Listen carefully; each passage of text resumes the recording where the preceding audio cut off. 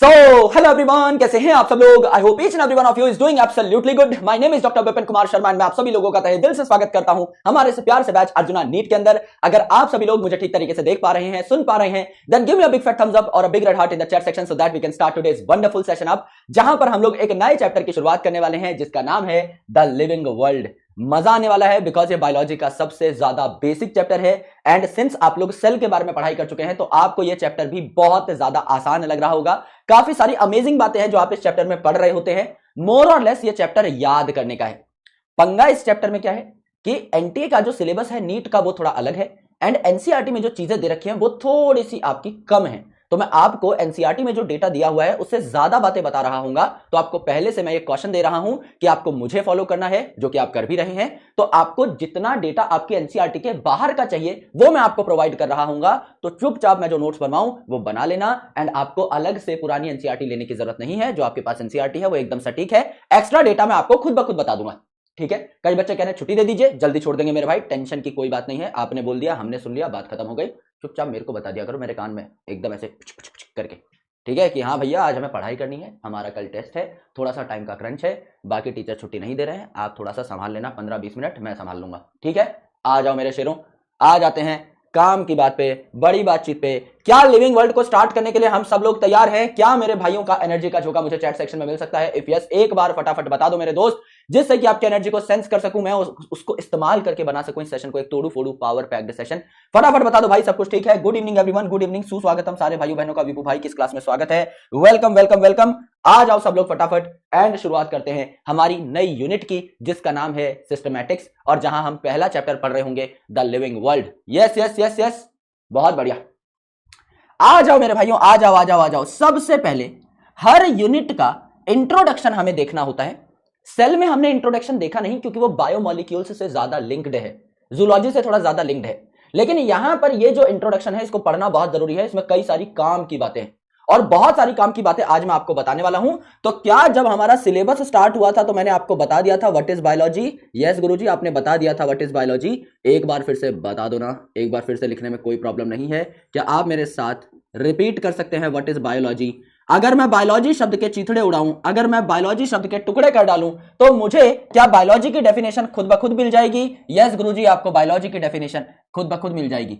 और मैंने आपसे कहा भी था कि हमारा सब्जेक्ट इतना प्यारा है कि नाम अपने आप में ही हमसे बात कर रहे होते हैं, अपने आप में ही कहानियां सुना रहे होते हैं। अगर आप यहां पर देखें तो बायो का मतलब क्या होता है? बायो का मतलब होता है लिविंग, या बायो का मतलब होता है related to life. And logy का मतलब क्या होता है? लॉजी का मतलब गुरुजी आपने बताया था स्टडी, यानी पढ़ाई करना। यानी अगर बायोलॉजी की एक कॉन्क्रीट डेफिनेशन में लिख दूं तो क्या हो जाएगी? Biology is the study of life, या biology is the study of living organisms, या biology is the study of living processes जो कि हमारे शरीर के अंदर हो रहे हैं।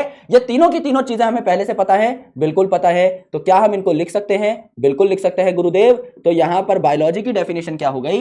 It is the field of science, it is the field of science which deals with the study of, which deals with the study of life, living organisms and living processes, living organisms and living processes। कि इस धरती पे life I कैसे, या तो इसके बारे में हम पढ़ाई करें, या हम बात करें कि इस धरती पे कितने अलग अलग प्रकार के लिविंग ऑर्गेनिजम्स पाए जा रहे हैं, या हम बात करें कि उन लिविंग ऑर्गेनिजम्स में कौन कौन से प्रोसेसेस होते हैं। हम अगर फिजियोलॉजी की बात करें तो ये भी आपके बायोलॉजी के अंडर ही हम लोग स्टडी कर रहे होते हैं। गुरुजी ये बात हमें समझ में आ गई। अब हम अपना जो चैप्टर स्टार्ट कर रहे हैं लिविंग वर्ल्ड, उसमें हम लोग क्या चीज पढ़ने वाले हैं? लिविंग वर्ल्ड मतलब हमारा जो वर्ल्ड है, हमारी जो दुनियादारी है, हमारा जो अर्थ है, हमारा जो प्लेनेट है, हमारा जो गोला है, the blue planet the earth, उस पर कितने अलग अलग प्रकार के जीव जंतु पाए जा रहे हैं, इनकी हम स्टडी करेंगे लिविंग वर्ल्ड में। यानी इस वर्ल्ड में कितने अलग अलग प्रकार के लिविंग ऑर्गेनिज्म है ये हमें देखना है। तो यहां पर मेरे भाई आप कह सकते हैं in living world chapter, in living world chapter, in living world chapter we discuss about our biodiversity. Our biodiversity. क्या मेरे भाई खोपड़ी पे चमेली का तेल लगा के इस शब्द में हम लोग घुस सकते हैं? क्या हम बायोडाइवर्सिटी शब्द को डिकोड कर सकते हैं? गुरुजी बिल्कुल कर सकते हैं। इस शब्द के अंदर घुस जाए। आओ मेरे भाइयों, बायो का मतलब क्या हो गया? बायो का मतलब अगेन हो गया लिविंग। बायो का मतलब अगेन हो गया लिविंग। एंड डाइवर्सिटी का मतलब क्या हो गया? डाइवर्सिटी का मतलब हो गया डिफरेंट डिफरेंट टाइप के। तो यहां पर बायो का मतलब हो गया लिविंग एंड डाइवर्सिटी का मतलब होता है डिफरेंट टाइप्स। यानी इस धरती पे, इस अर्थ पे जितने भी अलग अलग डिफरेंट टाइप्स के लिविंग ऑर्गेनिजम्स पाए जा रहे हैं, उन सब की स्टडी हम लोग लिविंग वर्ल्ड में कर रहे होंगे, बायोडाइवर्सिटी में कर रहे होंगे। बिल्कुल कर रहे होंगे। और ये कितने हैं मेरे भाई? हमारी बायोडाइवर्सिटी क्या है? आप कह सकते हैं टिल डेट, आज तक हमने अर्थ पे कितने अलग अलग प्रकार के ऑर्गेनिजम्स को खोज लिया है? Till date 1.7 to 1.8 million different type of organisms, different types of organisms are identified on earth. Organisms are identified on earth. ये तो वो है जो हमने खोज लिए हैं, जिनको हमने आइडेंटिफाई कर लिया है, जिनको हमने पहचान लिया है मेरे भाई। इसके अलावा और है जो हो सकता है हम अभी तक खोज भी ना पाए हों। क्या पता कौन ऑर्गेनिज्म कहां रह रहा है। तो मेरे भाई आज तक 1.7 to 1.8 million different type of organisms are identified on earth. Earth पे हम इतने ऑर्गेनिजम्स को आज तक आइडेंटिफाई कर चुके हैं, पहचान चुके हैं। इसी को सिंपल भाषा में अगर मैं लिखूं तो 1.7 to 1.8 मिलियन कितने हो जाएंगे? ये हो जाएंगे 17 से 18 लाख। सोच के देखो मेरे भाई, 17 से 18 लाख डिफरेंट टाइप के ऑर्गेनिजम्स अर्थ पे पाए जा रहे हैं। ह्यूमन इनमें से सिर्फ एक है। सोच के देखो, 17 से 18 लाख अलग अलग टाइप के लिविंग ऑर्गेनिजम्स, उनका नंबर भी कितना ज्यादा होगा। The earth is very diverse. इसीलिए आप कह सकते हो therefore the earth is very diverse. Earth पे दुनियादारी की कमी नहीं है, बहुत सारे अलग अलग प्रकार के जीव जंतु पाए जा रहे हैं। The earth is very diverse. Correct है? करेक्ट है गुरुजी। अगर इसी में आप एक नोट बनाना चाहें तो आप साइड में अपनी कॉपी में एक नोट बना सकते हैं। आप साइड में अपनी कॉपी में एक छोटा सा नोट बना सकते हैं। आप ये कह सकते हैं कि आपका 1.7 to 1.8 मिलियन जो अलग अलग प्रकार के ऑर्गेनिजम्स हैं, जो अलग अलग प्रकार की स्पीशीज हैं, इनमें से ज्यादातर कौन है? एनिमल्स हैं। ज्यादातर कौन है? एनिमल्स हैं। तो आप कह सकते हो मोर देन 1.2 मिलियन, 12 लाख के आसपास जो प्रजातियां हैं, ये हैं आपके एनिमल्स। ये है आपके एनिमल्स। एंड मेरे भाई यहां पे आपका लेस देन 0.5 मिलियन जो है, 5 लाख के आसपास जो है, ये क्या हो जाएंगे? ये आपके हो जाएंगे प्लांट्स। ये आपके हो जाएंगे प्लांट्स। करेक्ट? करेक्ट है गुरुदेव। ये बात हमें समझ में आ गई, ये बात हमें चमक गई। कोई टेंशन, कोई परेशानी इसमें हमें नहीं है। इतनी बात सबको समझ में आई? क्या मैं ये पूरी की पूरी स्लाइड आपके साथ रिवाइज कर सकता हूं एक बार? क्या मैं आपको सारा का सारा डेटा, क्या मैं आपको सारी की सारी डिटेल दोबारा से बता सकता हूं? जी गुरुजी एक बार बता दो ना। इसको मैं थोड़ा सा सीधा करके लिख देता हूं जिससे हमारे नोट्स खराब ना हो, इनकी सिमेट्री बनी रहे। यस यस गुरुजी। इतनी बातें देखो भाई, ये तो बहुत बेसिक लेवल की बातें हैं। अब हम नया चैप्टर स्टार्ट कर रहे हैं और ये एकदम फंडामेंटल चैप्टर है। देखो बायोलॉजी का पहला चैप्टर है, तो कुछ बातें तो रिपीट होंगी, लेकिन अब इस स्लाइड के बाद सारी बातें नई नई होंगी। ये जो बातें हैं ये पुरानी है, इसके बाद सारी जो बातें होंगी वो नई नई बातें होंगी। कुछ नई बातें हम लोग यहां पे डिस्कस कर रहे होंगे। ठीक है? मैंने आपको क्या बताया? मैंने आपको बताया कि बायोलॉजी क्या है। गुरुजी बायोलॉजी हमारा फेवरेट सब्जेक्ट है, जिसमें हम पढ़ते हैं लिविंग ऑर्गेनिजम्स के बारे में। तो लॉजी का मतलब होता है स्टडी यानी पढ़ाई करना, एंड बायो का मतलब होता है लिविंग, यानी आप यहां पर लिविंग ऑर्गेनिजम्स के बारे में पढ़ाई कर रहे होते हैं। तो बायोलॉजी जो है ये साइंस की एक फील्ड है, साइंस का एक डोमेन है, जिसमें आप लाइफ के बारे में या लिविंग ऑर्गेनिजम्स के बारे में या फिर लिविंग प्रोसेसेस के बारे में पढ़ाई कर रहे होते हो। इस चैप्टर में यानी लिविंग वर्ल्ड में आप बायोडाइवर्सिटी के बारे में पढ़ेंगे। बायो का मतलब होता है लिविंग, डाइवर्सिटी मतलब डिफरेंट टाइप के, यानी डिफरेंट टाइप के जितने भी लिविंग ऑर्गेनिजम्स हैं इनके बारे में हम पढ़ाई करेंगे। तो हमने आज तक 17 से 18 लाख अलग अलग प्रकार के लिविंग ऑर्गेनिजम्स को खोज लिया है। 17 से 18 लाख अलग अलग प्रकार के लिविंग ऑर्गेनिजम्स को खोज लिया है, आइडेंटिफाई कर लिया है। यानी अर्थ पे डाइवर्सिटी बहुत ज्यादा है, इनके बारे में ही हम लोग पढ़ाई कर रहे होंगे। और इन 17 से 18 लाख अलग अलग प्रकार के लिविंग ऑर्गेनिजम्स में से 12 लाख के आसपास एनिमल्स की प्रजातियां हैं एंड 5 लाख के आसपास आपके प्लांट्स की प्रजातियां हैं। करेक्ट है? करेक्ट है सर। यह बात हमको समझ में आ गई, इतनी कोई टेंशन नहीं है, इतनी कोई दिक्कत नहीं है। इतनी बातें सबको समझ में आई? क्या मैं आगे बढ़ सकता हूं? क्या मैं आपको आगे की बातें समझा सकता हूं? अब एक डिफरेंस है लिविंग और नॉन लिविंग चीजों के बीच में, जो कि दुनिया में क्रिएटेड है पहले से। दुनिया में लिविंग और नॉन लिविंग चीजें तो पाई जाती ही हैं, तो जो ऑर्गेनिजम्स हैं इनको कैसे डिफरेंशिएट किया गया बाकी सारी नॉन लिविंग चीजों से, इसके बारे में हम अपनी पढ़ाई जो है स्टार्ट करने वाले हैं। तो एक नई स्लाइड ले लेते हैं एंड यहां पर मैं आपको एक बात लिखवा देता हूं, मेरे साथ साथ लिखते हुए चले जाना। आप यहां पे लिख सकते हैं अर्ली मैन, इस दुनिया में जो बहुत पुराने युग से ह्यूमंस रह रहे हैं, अर्ली मैन, इनको भी बहुत ज्यादा उत्सुकता थी, इनको भी बहुत ज्यादा चाव था चीजों को क्लासिफाई करने का। तो इन्होंने भी क्या किया, इन्होंने भी लिविंग और नॉन लिविंग के बीच में डिफरेंसेस देखना स्टार्ट कर दिया। So early man classified all matter present on earth, दुनिया में जितना भी मैटर है, जितना भी मसाला है, इसको इन्होंने दो कैटेगरी में तोड़ा। So early man classified all matter present on earth into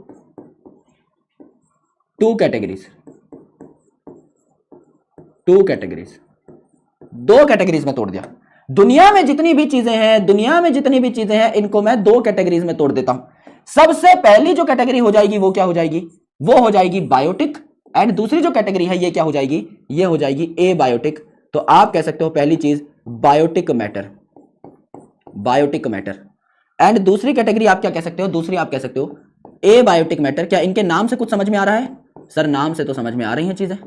biotic matter में क्या शब्द आ रहा है, बायोटिक मैटर में सर नाम आ रहा है बायो, और बायो का मतलब क्या होता है, बायो का मतलब होता है लिविंग, बायो का मतलब होता है लिविंग, यानी यहां पर आप लिविंग ऑर्गेनिजम्स को रख रहे होंगे, बायो का मतलब होता है लिविंग। एंड यहां पर ए का मतलब है एब्सेंट, और एब्सेंट है यहां पर क्या चीज, लाइफ एब्सेंट है, यानी यहां पर बायो एब्सेंट है, लाइफ एब्सेंट है, देयरफॉर ये कैसे हो जाएंगे, नॉन लिविंग हो जाएंगे, देयरफॉर ये नॉन लिविंग हो जाएंगे, करेक्ट, देयरफॉर ये नॉन लिविंग हो जाएंगे। ये दो प्रकार की चीजें हो जाएंगी, ये दो प्रकार की कैटेगरीज हो जाएंगी। इनके बारे में हम अच्छे तरीके से जानते हैं, थोड़ा और डिटेल में वार्तालाप कर लेंगे। मैंने कहा कि अर्ली मैन यानी पुराने जमाने के जो इंसान थे, उन्होंने भी दुनिया में जो चीजें पाई जा रही थी इन्हें दो कैटेगरीज में तोड़ा। पहली कैटेगरी हो जाएगी बायोटिक मैटर यानी जिंदा चीजें, और दूसरी कैटेगरी हो जाएगी ए बायोटिक मैटर यानी कि मुर्दा चीजें। तो इस बायोटिक मैटर को और क्या कहा जाता है, इसको कहा जाता है एनिमेट मैटर। एनिमेट मैटर क्यों कह दिया भैया, यहां पे एनिमल का साउंड आ रहा है, एनिमल का साउंड आ रहा है, और एनिमल भी जिंदा होता है, इसीलिए यहां पे इसे एनिमेट मैटर कह दिया। तो एग्जांपल भी लिख सकते हो आप एनिमल और प्लांट, एग्जाम्पल भी लिख सकते हो एनिमल्स एंड प्लांट्स, ये आपके क्या होते हैं, ये आपके एनिमेट मैटर के पार्ट होते हैं। तो एनिमेट से ही एनिमल शब्द आया, यानी ये शब्द बायोटिक के लिए इस्तेमाल किया जाता है। अगर यहां पर आप बात करें ए बायोटिक की, तो यहां पे इसे कहा जाएगा इन एनिमेट मैटर। इन एनिमेट यानी एनिमेट नहीं है, यह आपका नॉन लिविंग है, it is in animate matter. यहां पे एग्जाम्पल के तौर पे क्या लिख सकते हो आप यहां पे लिख सकते हो विंड यानी हवा, बहती हवा सा था वो विंड, सी यानी समंदर, एंड फायर यानी आग। ये तीनों चीजें यहां पर आ जाएंगी। जी गुरुजी, बात समझ में आ गई। तो ये तीनों मुर्दा है, हमें पहले से पता है, ये दोनों जिंदा है, हमें पहले से पता है। बायोटिक अबायोटिक मैटर के बारे में भी हमें पहले से पता है। गुरुजी ये बात भी समझ में आ गई, कोई टेंशन, कोई परेशानी, कोई दिक्कत, कोई दंगा पंगा नहीं है। This is our second point. ये भी सबको पता होगा, नहीं पता है तो अब पता लग गया होगा, कोई टेंशन वाली बात है नहीं। Now the third most important thing, very important thing, ये बहुत जरूरी बात है मेरे शेर, ये बहुत जरूरी बात है, इसको बहुत गौर से सुना, बहुत गौर से सुना। मैं कह रहा हूं इस दुनिया के सारे living organisms, all living organisms without any exception, मैं क्या कह रहा हूं, all living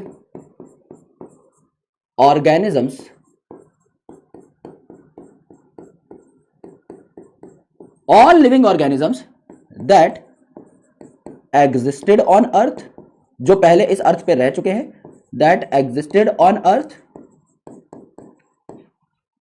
that are existing on earth, यानी जो अभी अर्थ पे रह रहे हैं, that are existing on earth,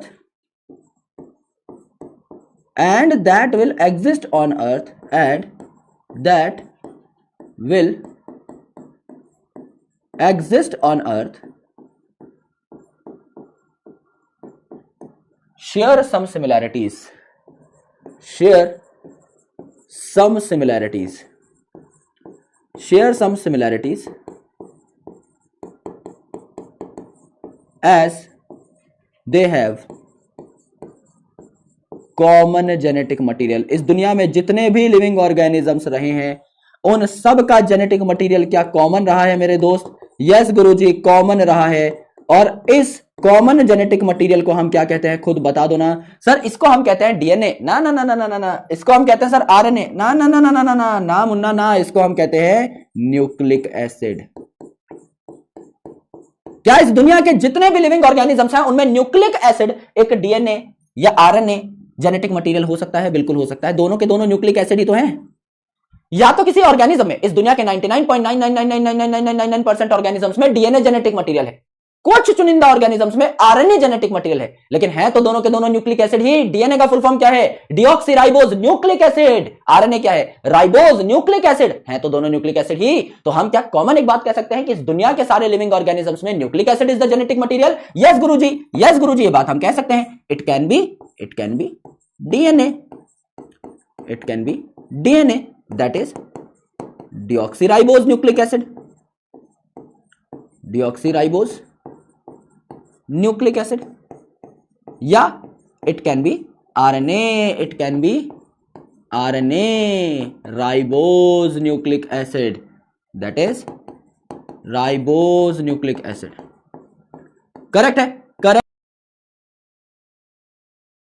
correct है गुरुदेव, ये बात हमको समझ में आ गई बढ़िया तरीके से। यानी इस दुनिया में जितने भी लिविंग ऑर्गेनिजम्स आज तक रह चुके हैं, जिनका खेल खत्म हो गया है, या जो ऑर्गेनिजम्स आज इस अर्थ पे रह रहे हैं, या जो ऑर्गेनिजम्स आगे आने भी वाले हैं, उन सब में कोई ना कोई सिमिलैरिटी तो जरूर मिलेगी। क्यों? क्योंकि सब में न्यूक्लिक एसिड जेनेटिक मटेरियल है। अब किसी पूर्वज से हम बने होंगे, हमसे हमारे बच्चे बनेंगे, उनमें क्या जाएगा? जेनेटिक मटेरियल ही तो पास ऑन होगा। यानी कहीं ना कहीं कोई ना कोई सिमिलैरिटी तो देखने को मिलेगी। तो हम सब लोग सिमिलर हैं, एक दूसरे से कहीं ना कहीं सिमिलैरिटीज शेयर करते हैं। इस दुनिया के सारे लिविंग ऑर्गेनिजम्स में कोई ना कोई आपकी सिमिलैरिटी होगी ही होगी, because of the common genetic material. बात समझ में आई या नहीं? यस गुरुजी, बात समझ में आ गई। क्या इस स्लाइड को मैं आपके साथ एक और बार रिपीट कर दूं, साझा कर दूं, उसके बाद हम आगे बढ़ेंगे। और मेरे भाई अब थोड़ा सा डिटेल में चर्चा करेंगे कुछ टॉपिक्स की। अब थोड़ी डिटेल में चर्चा करेंगे कुछ टॉपिक्स की। कुछ प्यारे प्यारे टॉपिक है, उनके बारे में हम लोग बात कर रहे होंगे। बायोलॉजी में इन टॉपिक्स को कोई छेड़ता नहीं है, लेकिन हम छेड़ेंगे। आप कहीं भी कोई भी लेक्चर देखेंगे, कोई भी टीचर इन चीजों को छेड़ता नहीं है, लेकिन हम डिस्कस करेंगे, एक एक बात के बारे में डिस्कशन करेंगे। ठीक है, आ जाओ मेरे भाई। यहां पे देखिए, यहां पे हमने कहा, अच्छा एसिड नहीं लिखा, आ जाओ यार लिख लो। ठीक है, ठीक है, आ जाओ मेरे भाई। मैंने क्या कहा? मैंने कहा कि इस दुनिया में जो पहले इंसान हुए थे, है ना, वो भी अपने आसपास की चीजों के बारे में पढ़ाई करना चाहते थे। तो उन्होंने अपने आसपास जितनी भी चीजें थी उनको दो कैटेगरीज में तोड़ दिया, लिविंग और नॉन लिविंग कैटेगरी। लिविंग वाली को इन्होंने बोला बायोटिक कैटेगरी, और नॉन लिविंग वालों को बोला ए बायोटिक कैटेगरी। जहां लाइफ एब्सेंट है इसे कह दिया ए बायोटिक कैटेगरी। तो मेरे भाई ये जो लिविंग वाली कैटेगरी थी इसे इन्होंने एनिमेट कैटेगरी भी बोल दिया, क्योंकि यहीं पर एनिमल्स भी आ रहे थे इसी कैटेगरी में। तो एनिमेट कह दिया यानी लिविंग, और जो नॉन लिविंग कैटेगरी थी इसको इन्होंने इनएनिमेट कह दिया, यानी कि यहां पर एग्जांपल हो जाएंगे विंड, सी और फायर। ठीक है गुरुजी। उसके बाद एक पॉइंट हमने पढ़ा कि इस दुनिया में जितने भी लिविंग ऑर्गेनिजम्स आज तक हुए हैं, जो कभी इस अर्थ पे रहते थे अब गायब हो चुके हैं, या मेरे भाई ऐसे ऑर्गेनिजम्स जो इस अर्थ पे रह रहे हैं, या ऐसे ऑर्गेनिजम्स जो इस पे अर्थ पे आने वाले हैं, इन सब में कुछ ना कुछ तो कॉमन मिलेगा, कोई ना कोई सिमिलैरिटी तो मिलेगी। और ये सिमिलैरिटी है because of our genetic material, ये सिमिलैरिटी है because of our nucleic acid. Yes, क्योंकि हमारे अंदर या तो डीएनए जेनेटिक मटेरियल है या आरएनए जेनेटिक मटेरियल है, यानी न्यूक्लिक एसिड ही जेनेटिक मटेरियल है। यही अगले जनरेशंस तक, अगले ऑर्गेनिजम्स तक पास ऑन होगा। तो सब में कोई ना कोई सिमिलैरिटी तो होगी। ठीक है, ठीक है गुरुजी, बात समझ में आ गई, बात चमक गई। अब मैं आपको एक बहुत भयानक टॉपिक पढ़ाने वाला हूं, आसान है लेकिन मजेदार है। उसकी हेडिंग डाल लीजिए, सबसे पहली ढंग की हेडिंग आप डाल लीजिए, यह है horizontal and vertical similarities. Heading डाल लीजिए, horizontal and vertical similarities, horizontal and vertical similarities. यानी दो प्रकार की सिमिलैरिटीज हो सकती हैं, इनके बारे में हम चर्चा कर रहे होंगे। कौन सी सिमिलैरिटीज हैं? एक है हॉरिजॉन्टल सिमिलैरिटी और एक है वर्टिकल सिमिलैरिटी। क्या होती है अभी डिटेल में बताता हूं, बस एक बार हेडिंग डालो और उसके बाद समझना स्टार्ट कर दो। हॉरिजॉन्टल एंड वर्टिकल सिमिलैरिटी, आराम से देखिए। हॉरिजॉन्टल का मतलब क्या होता है? क्या हम सब लोग जानते हैं? जानते हैं गुरुजी। हॉरिजॉन्टल का मतलब होता है एक ऐसी लाइन, एक तिरछी लाइन जो होती है, इसे हम हॉरिजॉन्टल कहते हैं। ठीक है, और वर्टिकल लाइन का मतलब भी हम सब जानते हैं कि वर्टिकल लाइन मतलब एक खड़ी लाइन, इस प्रकार की जो लाइन है इसे हम वर्टिकल कहते हैं। ठीक है, अब मेरे भाई एक बात को बहुत आराम से सुनना, बहुत गौर से सुनना। यहां मैं एक परिवार की फोटो बना देता हूं, यहां मैं एक परिवार की फोटो बना देता हूं। यह है माता जी, माता जी को प्रणाम कर दो सब लोग। यह है माता जी, माता जी को हमने प्रणाम कर दिया। माता जी की चुटिया बना देते हैं यहां पर। यह है माता जी, ठीक है। माँ की याद आ गई, माँ है ये, ठीक है, माता जी हैं, मदर हैं, ठीक है, ठीक है। यहां पर हमने क्या बना दिया, पिताजी बना दिए। यहां पर हमने क्या बना दिए, पिताजी बना दिए। स्पाइक हेयर स्टाइल बना देते हैं पिताजी का, है ना। पिताजी थोड़ा मस्त बना देते हैं एकदम, बाल खड़े करके, पूकी पिताजी। ये है पापा, पापा बना दिए। मम्मी और पापा हम लोगों ने बना दिए, ठीक है जी, ठीक है।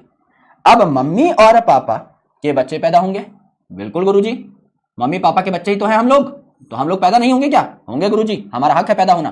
तो हम लोग यहां पर क्या करते हैं, हम लोग यहां पर इन माँ बाप के दो बच्चे बना देते हैं फॉर रेफरेंस। समझ लीजिए जो माँ बाप है, पहले इनको एक बेटा हुआ, बाद में एक बेटिया हुई, ठीक है। पहले एक बेटा हुआ, एक भूल हुई, बाद में इन्होंने उस भूल को सुधारा और एक प्यारी सी बेटी भी पैदा कर डाली। यस, बाद में फूल सी बेटी पैदा हुई। तो यहां पर है बेटा एंड उसके बाद पैदा हुई बेटी, यह है सन और यह है डॉटर, ठीक है जी, ठीक है गुरुदेव, आपने कहा है तो बात ठीक ही होगी, है ना। आओ भैया, हमने कहा अगर हम कह रहे हैं ये जो बच्चा है खड़े बाल वाला है, कह रहे हैं पापा इज अ टिकटॉकर, जैसे भी हो तुम्हें कमा के खिला रहे हैं, ऐसा मत करो यार, ऐसा मत कर मेरी जान। यहां पे देखो, यहां पर ये बच्चा जो है, मैं कह रहा हूं ये अपनी मम्मी पे गया है, तो बच्चे में और मम्मी में दो जनरेशन के बीच में अगर मैं सिमिलैरिटी देखना चाहूं तो क्या मुझे खड़ी लाइन बनानी पड़ेगी दो जनरेशन के बीच में? क्या मम्मी और बेटे के बीच में जो सिमिलैरिटी है, या पापा और बेटे के बीच में जो सिमिलैरिटी है, या पापा और बिटिया में जो सिमिलैरिटी है, या मम्मी और बिटिया में जो सिमिलैरिटी है, उसको देखने के लिए मुझे खड़ी लाइन बनानी पड़ेगी? क्या ये वर्टिकल सिमिलैरिटीज हैं? क्या ये दो जनरेशंस के बीच की सिमिलैरिटी है? गुरुजी बात समझ में आ गई? गुरुजी यही तो फंडा है।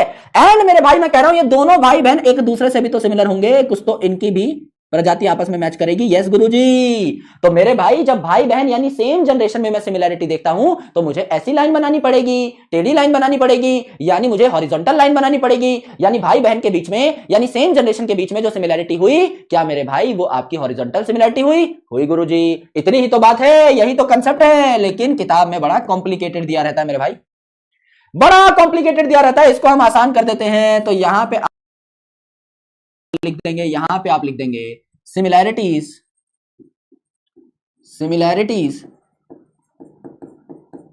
Between two generations are called vertical similarities, are called vertical similarities. Correct है जी, एकदम करेक्ट है गुरुदेव, कोई टेंशन नहीं, कोई दिक्कत नहीं, कोई दंगा नहीं, कोई पंगा नहीं। एंड सेम जनरेशन में similarities between same generation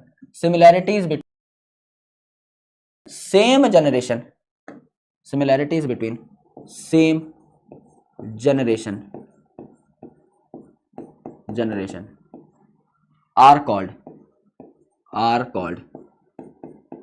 horizontal similarities. क्या ये बात मेरे सारे भाइयों बहनों को समझ में आ गई? बता दो ना। करेक्ट गुरुजी, इन्हें हॉरिजॉन्टल सिमिलैरिटीज कहा जाता है। ये बातें मेरे सारे भाई बहनों को समझ में आई? सर आ गई, इसमें तो कोई टेंशन थी ही नहीं, तो बेसिक लेवल की बात थी, ये तो बहुत बेसिक लेवल की बात थी गुरुजी, इसमें कोई टेंशन हो ही नहीं सकती, बहुत फंडामेंटल बात बताई आपने। ठीक है जी, ठीक है।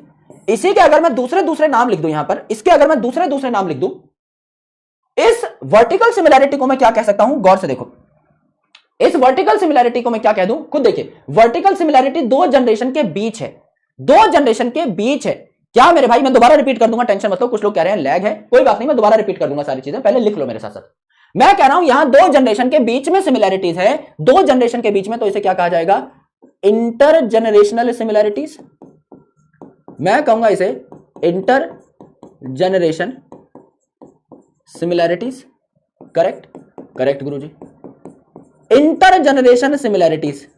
इंटर का मतलब होता है इन बिटवीन, यानी दो जनरेशंस के बीच में। इंटर का मतलब होता है इन बिटवीन, यानी दो जनरेशंस के बीच में।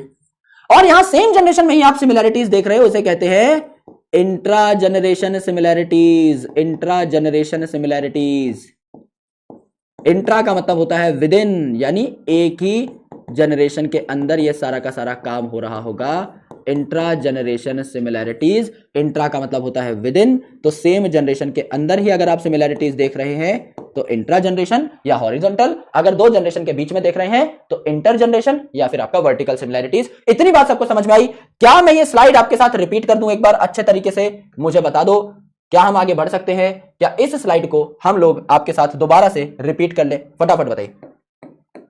इतना अगर आपने लिख लिया है एक बार तारा in the chat section please, उसके बाद मैं आपको एक और बार ये सारी की सारी चीजें रिपीट करके बताऊंगा, है ना? टेक्नोलॉजी का इस्तेमाल कर ले भाई, टेक्नोलॉजी का इस्तेमाल कर ले। देखो एक जादू दिखाता हूं आपको, टेक्नोलॉजी का इस्तेमाल करेंगे थोड़ा सा, है ना? आ जाओ, यहां तक की बातें क्लियर है? आओ भैया टेक्नोलॉजी दिखाता हूं तगड़ी, खतरनाक। आओ मेरे भाई, मैंने आपको कहा कि हमारे पास दो प्रकार की सिमिलैरिटीज हैं, एक है हॉरिजॉन्टल सिमिलैरिटी, एक है हॉरिजॉन्टल सिमिलैरिटी, एक है वर्टिकल सिमिलैरिटी। ठीक है, मैं कह रहा हूं एक है हॉरिजॉन्टल सिमिलैरिटी, एक है वर्टिकल सिमिलैरिटी। मैंने आपसे कहा कि ये है अगर मम्मी, ये है अगर पापा, और इनके दो बच्चे हुए, एक मुन्ना और एक मुन्नी। अगर इस मुन्ना मुन्नी के बीच में हम सिमिलैरिटीज देखें तो ये दोनों भाई बहन तो सेम जनरेशन के हैं ना? यस गुरुजी, सेम जनरेशन के हैं। तो सेम जनरेशन में जो यहां पर आपको सिमिलैरिटीज देखने को मिलेंगी, सेम जनरेशन में इन सिमिलैरिटीज को देखने के लिए आपको एक हॉरिजॉन्टल लाइन बनानी पड़ी, एक ऐसी तिरछी लाइन बनानी पड़ी। तो क्या ये हॉरिजॉन्टल सिमिलैरिटीज हैं? यस गुरुजी, हॉरिजॉन्टल सिमिलैरिटीज है। एंड अगर मेरे भाई आप बच्चों में और पेरेंट्स में सिमिलैरिटी देखें तो बच्चों में और पेरेंट्स में सिमिलैरिटी देखने के लिए क्या आपको एक वर्टिकल लाइन बनानी पड़ी? क्या आपको एक वर्टिकल लाइन बनानी पड़ी? यस गुरुजी, यानी मेरे भाई अगर बच्चों में और पेरेंट्स में आप सिमिलैरिटी देखें तो आपको एक वर्टिकल लाइन बनानी पड़ेगी, इसे वर्टिकल सिमिलैरिटी कहा जाता है। यस, तो दो जनरेशंस के बीच में जो सिमिलैरिटी है ये वर्टिकल सिमिलैरिटी, और एक ही जनरेशन के अंदर जो सिमिलैरिटी देख रहे हैं हॉरिजॉन्टल सिमिलैरिटी। तो ये जो आपकी वर्टिकल सिमिलैरिटी है इसको आपने क्या कह दिया? Inter generation similarity. Inter generation यानी दो जनरेशन के बीच में, इन बिटवीन टू जनरेशन। जबकि एक ही जनरेशन के अंदर जो सिमिलैरिटी है इसको आपने कह दिया क्या? इसको आपने कह दिया इंट्रा जनरेशन। इसको आपने कह दिया इंट्रा जनरेशन, एक ही जनरेशन के अंदर अंदर, इंट्रा जनरेशन। ठीक है जी, ठीक है सर। इतनी बातें समझ में आ गई, इतनी बातें समझ में आ गई, मेरे शेरों को बता दो ना। यस यस गुरुजी, यस। अब देखो मेरे भाई एक और प्यारा टॉपिक बताता हूं, बहुत प्यारा टॉपिक, बहुत मजेदार टॉपिक, बहुत ही ज्यादा मजेदार टॉपिक। बायोलॉजी को पढ़ने के दो तरीके हैं, उन दोनों तरीकों के बारे में हम लोग चर्चा करने वाले हैं। बायोलॉजी को पढ़ने के, बायोलॉजी को समझने के, बायोलॉजी को देखने के, बायोलॉजी को आंकने के दो तरीके हैं। इन्हें हम कहते हैं व्यूज ऑफ बायोलॉजी। इसे हम कहते हैं व्यूज ऑफ बायोलॉजी, कि बायोलॉजी को देखने का हमारा नजरिया क्या है। यह दो प्रकार का नजरिया है। There are two different views of biology. ठीक है, पहला जो व्यू है ये क्या हो जाएगा? पहला जो व्यू है मेरे भाई ये आपका ह्यूमन सेंट्रिक व्यू है, जहां इंसान अपने आप को बहुत बुद्धिमान समझता है। पहला व्यू ऐसा है जहां इंसान अपने आप को सबसे महान समझता है, खुद को भगवान समझता है, खुद से बड़ा किसी को समझता ही नहीं, बाकी सबको गधा घोषित कर देता है और खुद को ही सर्वशक्तिमान मानता है। एक वो वाला व्यू है। और दूसरा व्यू है जहां इंसान अपनी औकात पे आ जाता है और कहता है भैया सारे ही बराबर हैं, सारे ही मेरे भाई बहन हैं। ये दो व्यूज होते हैं। ठीक है, तो पहला जो व्यू है इसका नाम क्या हो जाएगा? बहुत गौर से सुना। पहला जो व्यू है इसका नाम हो जाएगा एंथ्रोपोसेंट्रिक व्यू। पहला जो व्यू है इसका नाम हो जाएगा एंथ्रोपोसेंट्रिक व्यू। एंथ्रो शब्द जो है ये आपके ह्यूमन के लिए इस्तेमाल किया जाता है। तो पहला जो व्यू है ये है anthropocentric view, correct, anthropocentric view. And दूसरा जो व्यू है इसका नाम हो जाएगा आपका बायोसेंट्रिक व्यू। Biocentric view. ये दो प्रकार के अलग अलग व्यूज होते हैं बायोलॉजी समझने के, बायोलॉजी पढ़ने के। ज्यादा बेहतर व्यू कौन सा है ये देख लेते हैं, और हम कौन से व्यू में माने ये भी हम लोग पहले ही डिसाइड कर लेते हैं।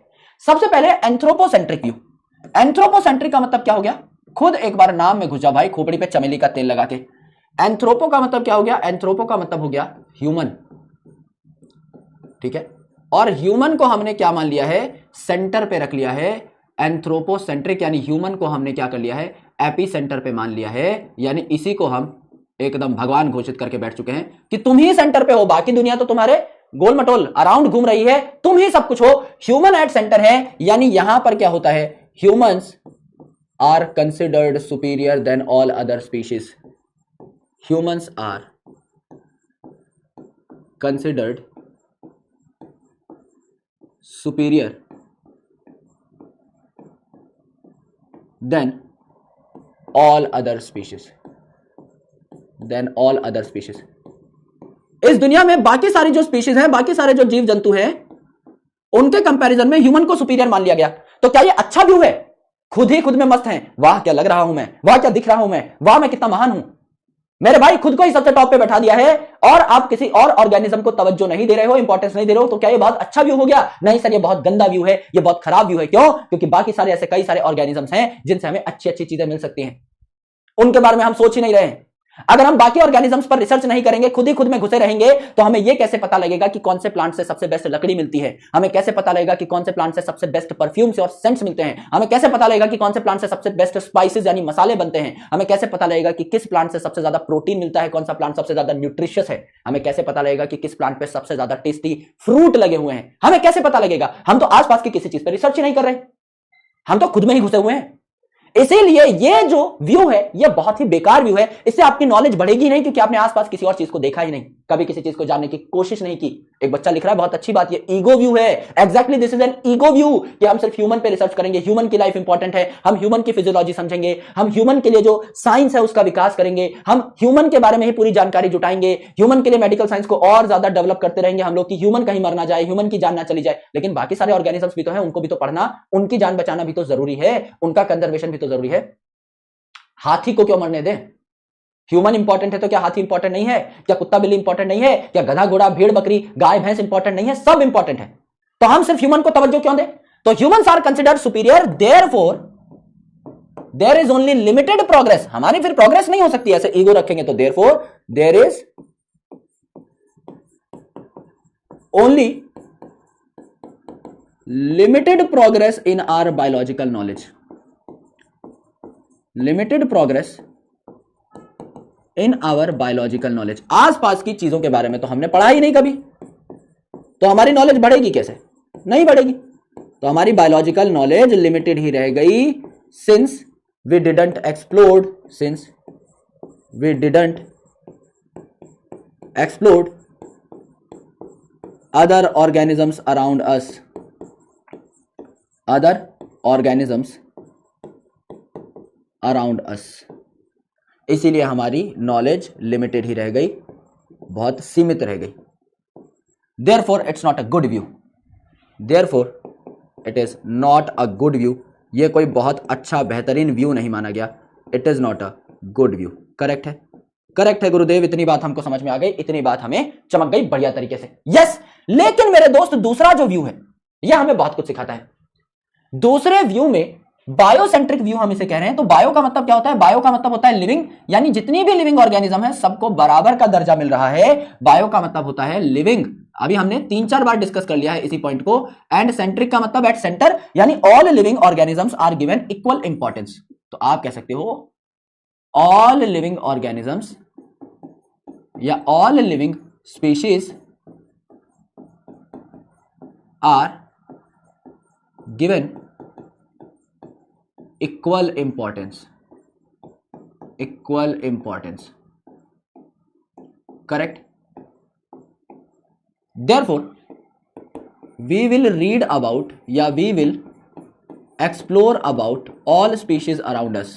हम सबको जानने की कोशिश करेंगे। We will explore about all species around us. जितनी भी स्पीशीज हमारे आसपास है सबको हम लोग पढ़ने की कोशिश करेंगे, बिल्कुल करेंगे। करेक्ट, करेक्ट गुरुजी। देयरफॉर हमारी नॉलेज बढ़ जाएगी। आसपास इतनी सारी चीजों को अगर हम एक्सप्लोर करेंगे तो हमारी नॉलेज भी बढ़ेगी। Therefore our biological knowledge will increase, our biological knowledge will increase. हम आसपास की सारी चीजों के बारे में चर्चाएं कर रहे हैं तो हमारी नॉलेज जो है ये बढ़ जाएगी, हम ज्यादा बुद्धिमान कहलाएंगे। एंड इसीलिए क्या it is a good view? Therefore it is a good view, therefore it is a good view. ये एक अच्छा व्यू है, बेहतर व्यू है। एंथ्रोपोसेंट्रिक से तो बढ़िया ही व्यू है। तो as a good human being, as a good biologist, as a good science student, आपको कौन सा व्यू अपनाना चाहिए? सर हमें हमेशा बायोसेंट्रिक व्यू अपनाना चाहिए। हम हमेशा कहते हैं वसुधैव कुटुंबकम, आपको पता होगा कुछ साल पहले भारत में G20 समिट हुआ था और उसका नारा यही था। हम लोग हमेशा मानते हैं कि इस संसार में, इस अर्थ पे, हमारे प्लेनेट पे जितने भी जीव जंतु हैं सब हमारा परिवार है। हम सबको बराबर इंपॉर्टेंस दें और सबको बराबर इंपॉर्टेंस देने के साथ साथ उनके बारे में पढ़ाई भी करें। यस, ये बहुत ज्यादा जरूरी होता है। तो अगर मैं दुनियादारी में जो दो व्यूज हैं इनके बारे में बात करूं तो सबसे पहले व्यू आता है एंथ्रोपोसेंट्रिक व्यू, जहां इंसान को ही पूरी की पूरी अहमियत दे डाली। तो इंसान ने खुद के अलावा किसी और के बारे में पढ़ा ही नहीं, तो नॉलेज लिमिटेड रह गई, इसलिए बहुत अच्छा व्यू नहीं है। लेकिन ऐसा इंसान जो हर लिविंग ऑर्गेनिज्म की बराबर कद्र करता है, अपने आसपास पाए जाने वाले हर ऑर्गेनिज्म को एक्सप्लोर करता है, उनकी नॉलेज बढ़ती है, तो ये एक गुड व्यू है। अगर आप सबको साथ लेके चलोगे, अगर आप सबके बारे में सोचोगे, तो कुदरत भी आपकी पीठ थपथपाएगी, और ये हमेशा होता है। तो biocentric view is a good view. Sir ये बात हमको समझ में आ गई, ये बात हमको चमक गई बढ़िया तरीके से। करेक्ट है, करेक्ट है गुरुदेव, ये बात हमको समझ में आ जाती है एकदम बढ़िया लेवल पे। तो अभी तक हमने क्या क्या सीखा? अभी तक हमने क्या क्या सीखा? हमने सीखी डेफिनेशन ऑफ बायोलॉजी दोबारा। हम पहले पढ़ चुके थे, जब हमने नया नया अपना सिलेबस शुरू किया था, उसमें पहले लेक्चर में ही, पहली स्लाइड में ये बात हम पढ़ चुके थे। फिर हमने देखा आपका एनिमेट इनएनिमेट मैटर के बारे में। फिर हमने देखा दुनिया में जितने भी ऑर्गेनिजम्स हैं कहीं ना कहीं सिमिलर हैं, क्योंकि सबका जेनेटिक मटेरियल कॉमन है। फिर हमने हॉरिजॉन्टल एंड वर्टिकल सिमिलरिटीज देखी। फिर हमने एंथ्रोपोसेंट्रिक और बायोसेंट्रिक व्यू देखा। सारी बेसिक बातें थी, कुछ इसमें बहुत तगड़ा नहीं पढ़ा है हमने, कुछ बहुत तगड़ा नहीं पढ़ा है। लेकिन अब हम एक वैज्ञानिक के बारे में पढ़ने वाले हैं, और इन वैज्ञानिक की कहानी अगर आपने सीख ली तो आपको मजा आ जाएगा। अब जैसे हर यूनिट के पहले, सबसे पहले आपको कुछ इंफॉर्मेशन दी हुई है जिसे हम यूनिट्स इंट्रोडक्शन कहते हैं, ये वाला, ये हमने पढ़ लिया है। आओ देखते हैं एनसीईआरटी में क्या लिखा हुआ है। मेन बातें मैंने आपको बता दी। बायोलॉजी जो है, it is the science of life forms, यानी लिविंग ऑर्गेनिजम्स की एंड लिविंग प्रोसेसेस की आप यहां पर स्टडी करते हैं, एकदम ठीक बात है।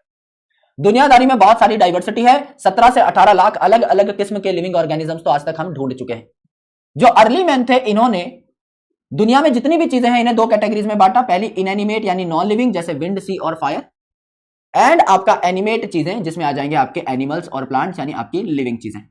ठीक है, दो व्यूज होते हैं बायोलॉजी को समझने के। पहला एंथ्रोपोसेंट्रिक व्यू, जिसमें कि पूरा का पूरा आपका जो ध्यान है वो ह्यूमन पे ही लगा दिया जाता है, और इसमें आपकी नॉलेज लिमिटेड रह जाती है, बायोलॉजिकल नॉलेज लिमिटेड रह जाती है, क्योंकि ये सिर्फ ह्यूमन फोकस्ड है। लेकिन बायोसेंट्रिक व्यू जो है एनसीईआरटी के बारे में, एनसीईआरटी में वहां बहुत कम डिटेल दे रखी है, तो बायोसेंट्रिक व्यू हमने पढ़ लिया है, जहां सारे ऑर्गेनिजम्स को बराबर आंका जाता है।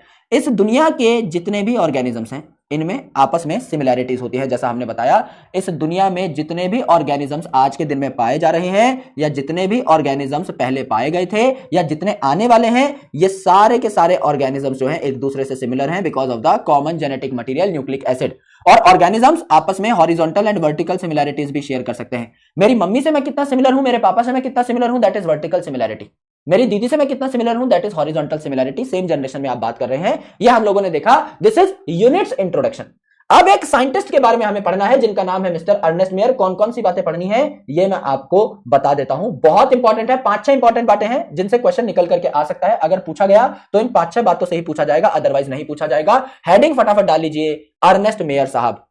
सर इन साइंटिस्ट के बारे में पढ़ना जरूरी है? बिल्कुल जरूरी है, क्योंकि मैं आपको एक टॉपिक पढ़ाऊंगा अभी, बायोलॉजिकल कंसेप्ट ऑफ स्पीसीज। वो अर्नेस्ट मेयर साहब के बारे में जाने बिना आप पढ़ ही नहीं सकते। आपको अर्नेस्ट मेयर साहब की कहानी सुननी ही पड़ेगी, तब जाकर के आपको वो टॉपिक समझ में आएगा। तो मेरे भाई यहां पे फटाफट नाम डाल लीजिए अर्नेस्ट मेयर साहब का, ठीक है। और इनके बारे में डिस्कशन हम लोग स्टार्ट कर देते हैं, इनके बारे में डिस्कशन स्टार्ट कर देते हैं। सबसे पहले 2 पॉइंट्स जो है वो आपको 100 नंबर से ही याद हो जाएंगे। सबसे पहला 100 number, that he lived for 100 years.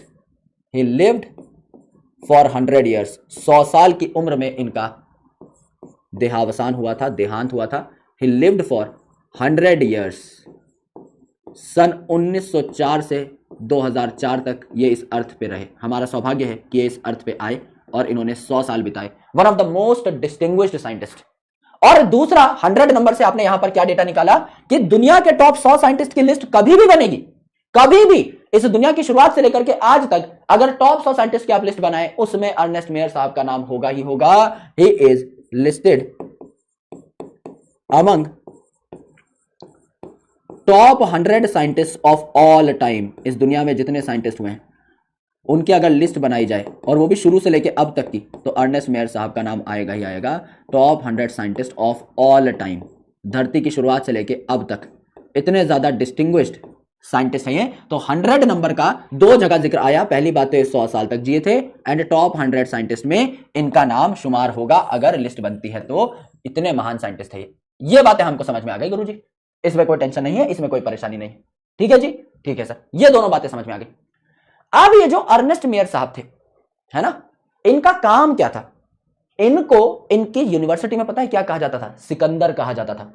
इन्होंने इतने सालों तक अपनी यूनिवर्सिटी में जूलॉजी पढ़ाई कि इनको एक टाइटल मिला जूलॉजी का सिकंदर, अलेक्जेंडर ऑफ जूलॉजी इनको टाइटल मिला। तो टाइटल क्या मिला? Alexander of zoology. बोलते थे आप सिकंदर हैं, सरताज हैं, अलेक्जेंडर ऑफ जूलॉजी, ऐसा इनको बोला गया। पूरा जो टाइटल था वो था अलेक्जेंडर जूलॉजी प्रोफेसर एमिरेटस। जो कई साल तक एक यूनिवर्सिटी में पढ़ाते हैं उन्हें टाइटल मिलता है प्रोफेसर एमिरेटस का। इन्हें जूलॉजी का सिकंदर भी कहा गया, उसके साथ साथ इतने महान साइंटिस्ट थे। ठीक है जी, ठीक है। अब इन्होंने और क्या क्या किया? इन्हें ट्रिपल क्राउन ऑफ बायोलॉजी मिला था, ट्रिपल क्राउन ऑफ बायोलॉजी मिला था, यानी इनको बायोलॉजी के 3 सबसे ज्यादा अमेजिंग अवार्ड्स मिले थे। इनके सर पे बायोलॉजी के 3 सबसे प्रेस्टिजियस क्राउन थे, इसे ट्रिपल क्राउन ऑफ बायोलॉजी कहा जाता है। बायोलॉजी के 3 सबसे मेन जो पुरस्कार थे वो इनको मिले थे, जिसको आप BIC नाम से याद कर सकते हो। सिर्फ इन प्राइजेस के नाम याद कर लीजिए। सबसे पहले बी यानी बाल्जन प्राइज, बाल्जन प्राइज एक सीक्वेंस में मैं बता रहा हूं, बाल्जन प्राइज। दूसरा है आई यानी international prize for biology, international prize for biology. And भैया तीसरा जो आपका प्राइज था ये था आपका सी से स्टार्ट होने वाला क्रैफोर्ड प्राइज। तो ये तीनों प्राइज इनको मिले थे, क्रैफोर्ड प्राइज भी इनको मिला था। करेक्ट, ठीक है, ये तीनों प्राइज इनको मिले थे, इसे ट्रिपल क्राउन ऑफ बायोलॉजी कहा जाता है। ठीक है सर, ये प्राइजेस इनको मिल गए थे, ये बात भी हमने समझ ली, कोई बहुत बड़ी दिक्कत परेशानी वाली बात है नहीं, ये भी हमें समझ में आ गया। इनका सबसे प्राइम काम क्या था? इनका सबसे प्राइम काम क्या था? इनका सबसे प्राइम काम यह था कि he gave the currently accepted definition of species, currently accepted definition of species। Species क्या होती है इसकी अलग अलग डेफिनेशन दी अलग अलग साइंटिस्ट ने, लेकिन सबसे बेस्ट डेफिनेशन जो दी वो अर्नेस्ट मेयर साहब ने दी। तो currently accepted definition of species इन्होंने दी, that is biological concept of species. इनकी डेफिनेशन को कहा गया biological concept of species. Correct, correct है गुरुजी, बायोलॉजिकल कंसेप्ट ऑफ स्पीशीज इन्होंने दिया। ठीक है, ठीक है सर। क्या है बायोलॉजिकल कंसेप्ट ऑफ स्पीशीज अभी थोड़ी देर में बताऊंगा। एक और टाइटल इनको मिला, इन्हें ट्रिपल क्राउन ऑफ बायोलॉजी मिला, जूलॉजी का सिकंदर कहा इनको। एक और टाइटल इनको मिला जो सबसे बड़ा टाइटल था, इनकी तुलना सीधा सीधा इवोल्यूशन के भगवान से कर दी।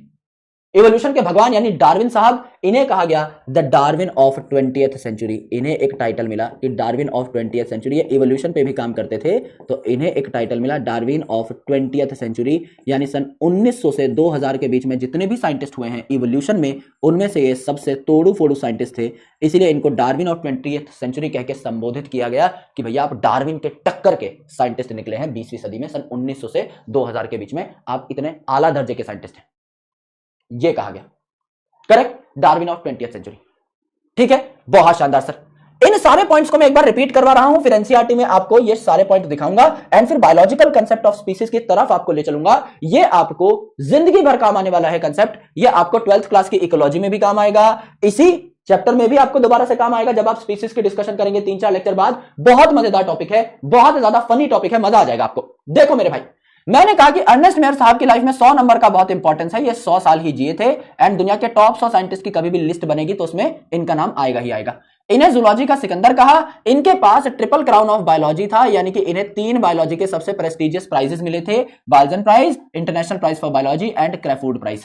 एंड मेरे भाई, इन्होंने आज के दिन में जो सबसे बेस्ट डेफिनेशन है स्पीशीज की वो इन्होंने ही दी थी, जिसे बायोलॉजिकल कंसेप्ट ऑफ स्पीशीज कहा जाता है। एंड इन्हें डार्विन ऑफ 20th सेंचुरी भी कहा गया था। डार्विन साहब से इनकी तुलना करी गई थी। एक बार यही सारी चीजें मैं एनसीईआरटी में दिखाता हूं, फिर मैं आपको वापस लेकर के आऊंगा। मैंने कहा सन 1904 से 2004 तक ये इस अर्थ पे रहे, यानी 100 साल ये जिए। इसके अलावा अगर दुनिया के टॉप 100 ग्रेटेस्ट साइंटिस्ट की लिस्ट बनती है ऑफ ऑल टाइम तो उसमें भी अर्नेस्ट मेयर साहब आएंगे। इन्हें डार्विन ऑफ 20th सेंचुरी कहा गया, यानी इन्होंने इवोल्यूशन पे भी अपना काम किया था। इन्हें अलेक्जेंडर ऑफ जूलॉजी कहा गया, यानी जूलॉजी का सिकंदर भी कहा गया। इन्होंने currently accepted definition of species भी दी, जिसे बायोलॉजिकल कंसेप्ट ऑफ स्पीशीज कहा। एंड इन्होंने ट्रिपल क्राउन ऑफ बायोलॉजी को भी जीता, यानी बाल्जन प्राइज को भी जीता, इंटरनेशनल प्राइज ऑफ बायोलॉजी को भी जीता एंड क्रेफूड प्राइज को भी जीता। ये सारी बातें हम लोग ऑलरेडी डिस्कस कर चुके हैं। अर्नेस्ट मेयर साहब को एक बार हम नमस्कार कर देते हैं। ये इनकी तस्वीर है, बहुत प्यारे साइंटिस्ट थे, बहुत बेहतरीन काम इन्होंने किया था। अर्नेस्ट मेयर साहब को यहां पे हम नमस्कार करके आगे बढ़ जाते हैं और पढ़ लेते हैं हमारे आज के सबसे प्राइम टॉपिक को, सबसे मेन टॉपिक को, जो है बायोलॉजिकल कंसेप्ट ऑफ स्पीशीज। एक ऐसी डेफिनेशन जिससे आपको स्पीशीज के बारे में सारी बातें पता लग जाती हैं कि स्पीशीज होती क्या है। It is called as biological concept of species, of species. Correct, correct है गुरुजी। बता दो ना ये क्या होती है। अभी बताता हूं मेरे शेरों, आ जाओ, ध्यान लगाते हैं। बायोलॉजिकल कंसेप्ट ऑफ स्पीशीज, क्या ये लिखना पड़ेगा हमें कि ये दी किन्होंने? नहीं सर, बता चुके हैं आप, लेकिन फिर भी किसी को अगर लिखना है तो लिख सकते हो। पहली बात इसके बारे में कि ये सबसे बेस्ट डेफिनेशन है स्पीशीज की, तो आप कह सकते हैं it is the most acceptable या most accepted definition of species. It is most accepted definition of species. अलग अलग साइंटिस्ट आए और उन्होंने अलग अलग डेफिनेशन दी स्पीशीज की, लेकिन उनमें से सबसे बेस्ट जो डेफिनेशन है वो आपकी बायोलॉजिकल कंसेप्ट ऑफ स्पीशीज है, जो किन्होंने दी? अर्नेस्ट मेयर साहब ने। तो it is given by Ernst Mayr साहब। It is given by Ernst Mayr साहब। ठीक है, करेक्ट है सर। ये जो बायोलॉजिकल कंसेप्ट ऑफ स्पीशीज है ये कहता क्या है ये जान लेते हैं। ये कहता क्या है ये जान लेते हैं, बहुत जरूरी बात है, आराम से सुनिए। व्हाट इज दिस कंसेप्ट, इसकी स्टेटमेंट क्या है ये हम लोग जान लेते हैं कि अर्नेस्ट मेयर साहब ने ऐसा क्या बता दिया कि दुनिया में उनका दबदबा कायम हो गया। ऐसी उन्होंने क्या बात कह डाली? Let's talk about this. इन्होंने कहा कि जब दो इंडिविजुअल्स साथ में मेट करते हैं, यानी साथ में सेक्सुअल इंटरकोर्स करते हैं और इनका फर्टाइल बच्चा पैदा होता है, इसका मतलब वो दोनों इंडिविजुअल्स सेम स्पीशीज के हैं। अर्थात इन्होंने कहा एक स्पीशीज के जो इंडिविजुअल्स हैं, मेल और फीमेल, ये आपस में मेट कर सकते हैं और फर्टाइल बच्चे पैदा कर सकते हैं। ये हमने देखा। करेक्ट, फर्टाइल बच्चे पैदा कर सकते हैं, यानी उनका बच्चा आगे और बच्चे पैदा कर पाएगा। जैसे ह्यूमंस की अगर मैं बात करूं तो समझ लीजिए दो इंडिविजुअल्स हैं, एक मेल है एक फीमेल है, इन्होंने साथ में सेक्सुअल इंटरकोर्स किया, इनका बच्चा पैदा हुआ, इनका बच्चा आगे और बच्चे पैदा करेगा, उनका बच्चा आगे और बच्चे पैदा करेगा। इसका मतलब ये जो मेल और फीमेल है ये सेम स्पीशीज के रहे होंगे। सर क्या हमेशा ऐसा सही है? भाई कुछ एक्सेप्शंस हैं, कुछ डिसऑर्डर हो जाते हैं कई बार आपके ह्यूमंस के अंदर, वहां ये प्लान थोड़ा सा बिगड़ सकता है। समझ लीजिए कोई मेल है या कोई फीमेल है, उसमें कोई डिसऑर्डर हो गया, कुछ बीमारी हो गई जिस वजह से वो इनफर्टाइल हो गए, तो that is an exceptional case. Otherwise naturally वो क्या होते हैं? फर्टाइल होते हैं। तो यहां पर आप क्या लिख सकते हैं? यहां पर आप लिख सकते हैं इंडिविजुअल्स, टू इंडिविजुअल्स,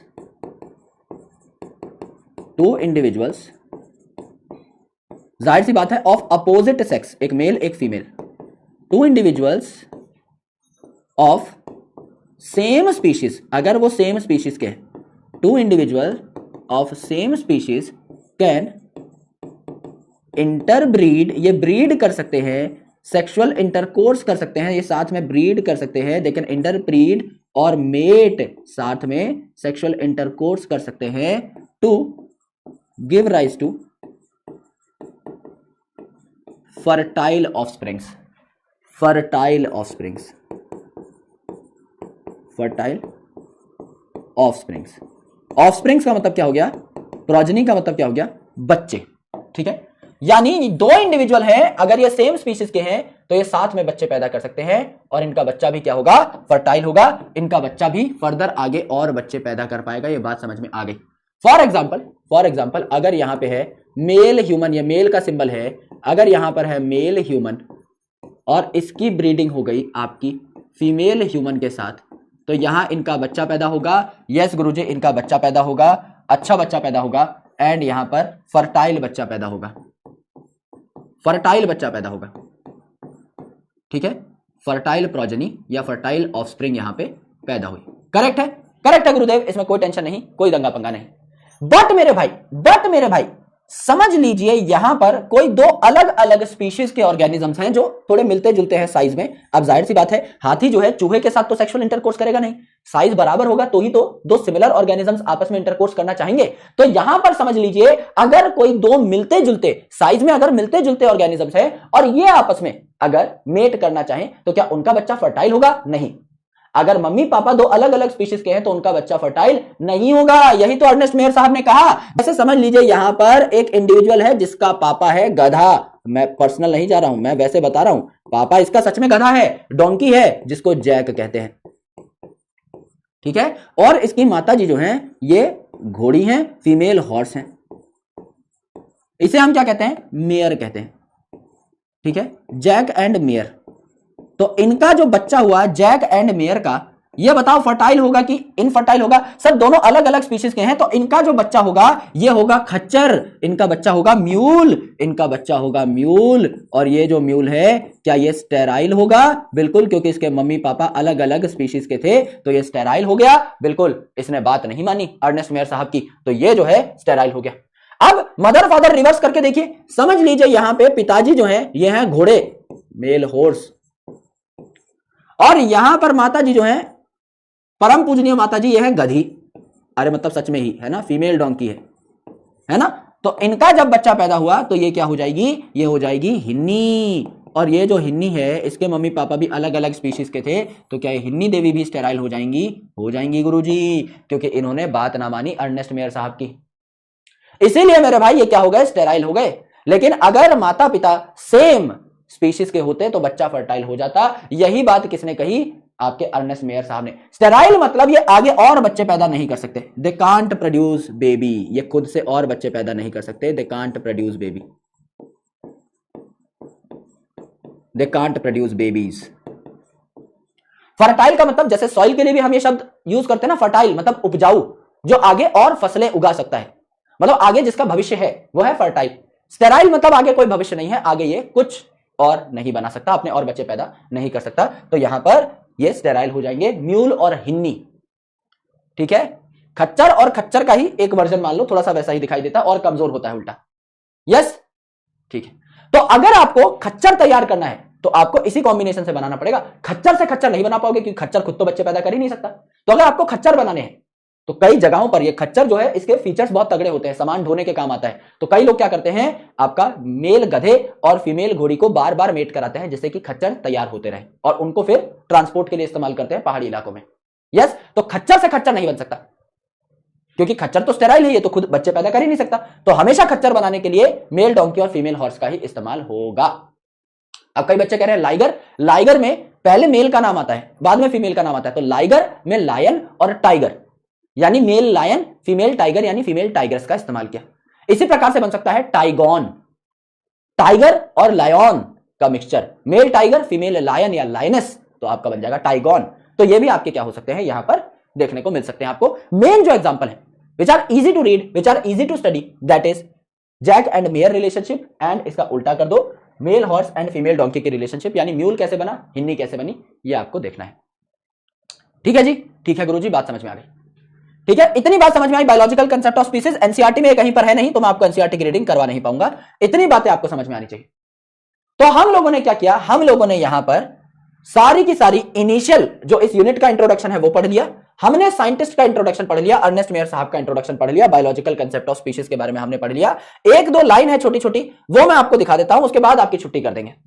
एक दो लाइन है बहुत छोटी छोटी, यहां पर ये दो तीन लाइन है, इनके बारे में चर्चा कर लेते हैं। पहले मैं एनसीईआरटी में पढ़ा देता हूं, फिर मैं आपको लिखवा दूंगा आपके कंसेप्ट्स के अंदर। आराम से देखिए भाई, दुनिया में कई सारे अलग अलग प्रकार के लिविंग ऑर्गेनिजम्स पाए जा रहे हैं, यानी हमारे यहाँ पे बहुत सारी डाइवर्सिटी है। डाइवर्सिटी है गुरुजी भैया, डेसिडुअस फॉरेस्ट भी है, पतझड़ के पेड़ भी हैं, पहाड़ भी हैं, समंदर भी है, फ्रेश पानी में भी झरने भी हैं, डेजर्ट भी है, कई सारी चीजें हैं जहां अलग अलग ऑर्गेनिज्म पाए जाते हैं। बकवास बात है। मेन चीज यहां पर यह ecological conflict and cooperation occurs among members of a population. Population यानी सेम प्रजाति के जो ऑर्गेनिजम्स हैं, क्या इनमें कॉपरेशन होता है? बिल्कुल होता है। और कॉन्फ्लिक्ट होता है? बिल्कुल होता है। क्या सारे के सारे ह्यूमंस एक दूसरे के दोस्त हैं? क्या मेरे भाई रात को कुत्तों के भौंकने की आवाज नहीं आती? क्या सड़क पे एक दूसरे से लड़ नहीं होते? एक दूसरे की टांग काट के नहीं भाग जाते? भाग जाते हैं गुरुजी, बहुत दंगा करते हैं रात को। 3-3 बजे अलग अलग प्रकार की आवाजें निकाल रहे होते हैं, है ना, बहुत मारधाड़ करते हैं, दंगा मस्ती करते हैं नीचे। यानी दिन में जो साथ में पार्ले जी खा रहे हैं, रात को लड़ रहे हैं। ह्यूमंस में भी यही है कि अरे मेरा भाई है, शेर है, पीछे। क्या खत्म आदमी है भाई, मिलता है ना, बदबू आती है इसमें से, कच्चे दूध की बदबू आती है इसमें से। तो मेरे भाई आप में और बाकी ऑर्गेनिजम्स में, है ना, अपनी ही प्रजाति के ऑर्गेनिजम्स में कॉपरेशन भी है, साथ निभाना साथिया भी है। अब जैसे मैं आपका साथ निभा रहा हूं, आपके पेपर तक आपका साथ निभाऊंगा, उसके बाद भी साथ निभाऊंगा, तो मैं हूं एक कॉपरेशन का प्रतीक। कॉन्फ्लिक्ट भी होता है, दंगा पंगा भी तो हो जाता है, लड़ाई मारधाड़ भी तो हो जाती है गुरुजी। एंड इसी प्रकार से among population of a community, community क्या होता है, एक इलाके में जितने भी लिविंग ऑर्गेनिजम्स रहते हैं सब मिलकर कम्युनिटी बनाते हैं। समझ लीजिए आप एक इलाके में रह रहे हैं, वहां पे डॉग भी रह रहा है, कैट भी रह रही है, भैंस भी है, गाय भी है, समझ लो आप खेत में रहते हो, तो आपके आसपास जितने भी लिविंग ऑर्गेनिज्म है, चिड़िया है, चींटी है, कॉकरोच है, गधा है, घोड़ा है, बंदर है, लंगूर है, सारी चीजें जो आसपास रह रही हैं ये सब बनाती है कम्युनिटी, सारे लिविंग ऑर्गेनिज्म। तो क्या उनमें भी कॉन्फ्लिक्ट और कॉपरेशन है? भाई आप गेहूं की फसल खा रहे हो, है ना, तो गेहूं जो है उससे आपको अनाज मिल रहा है, तो अच्छी बात है, तो ये तो कॉपरेशन है, आपकी हेल्प हो रही है। और बगल में शेर बैठ के देख रहा है आपको, एक बार रोटी खा ले लाला, फिर बताता हूं तेरे को, तेरा मुंह ना फाड़ दिया ना पंजा मार के तो बताना। पीछे शेर बैठ के देख रहा है कि हाँ एक बार निपट ले भाई तू खाना खा के, उसके बाद बताता हूं असली टाइगर कौन है। टाइगर जिंदा है, पीछे ही बैठा हूं, है ना, ऐसे जबड़े में हाथ डाल के तुझे खोल ना दिया बीच में से तो मेरा नाम बदल देना, टाइगर की जगह मेरा नाम टाइगर श्रॉफ रख देना, ठीक है।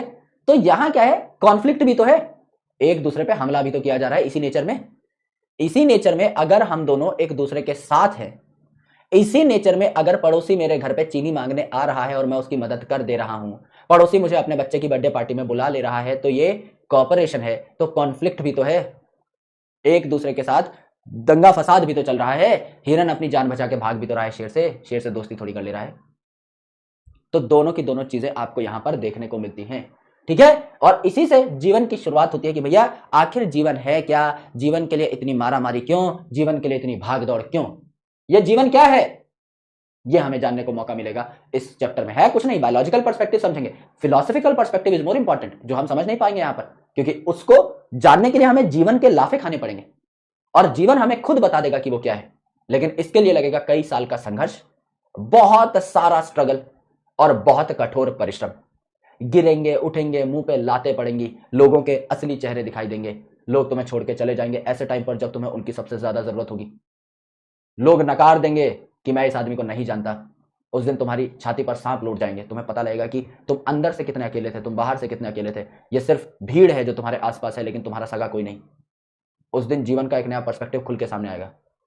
उसके बाद तुम्हें और सीखें मिलेंगी, फिर तुम और नीचे जाओगे, फिर तुम और नीचे जाओगे, और नीचे जाओगे, लोग तुम्हें बहुत परेशान करेंगे, और फिर तुम मेरे भाई धरती को फाड़ के एक दिन बाहर निकलोगे इन सारे ऑड्स को ओवरकम करके, and on that very day you will become a superhero, you will become unsurpassed. कि भाई अब मैं अगर इस चीज से बाहर निकल गया, अगर मेरे भाई मैं इस गड्ढे से उठ गया, अब मुझे कोई नहीं हरा पाएगा भाई।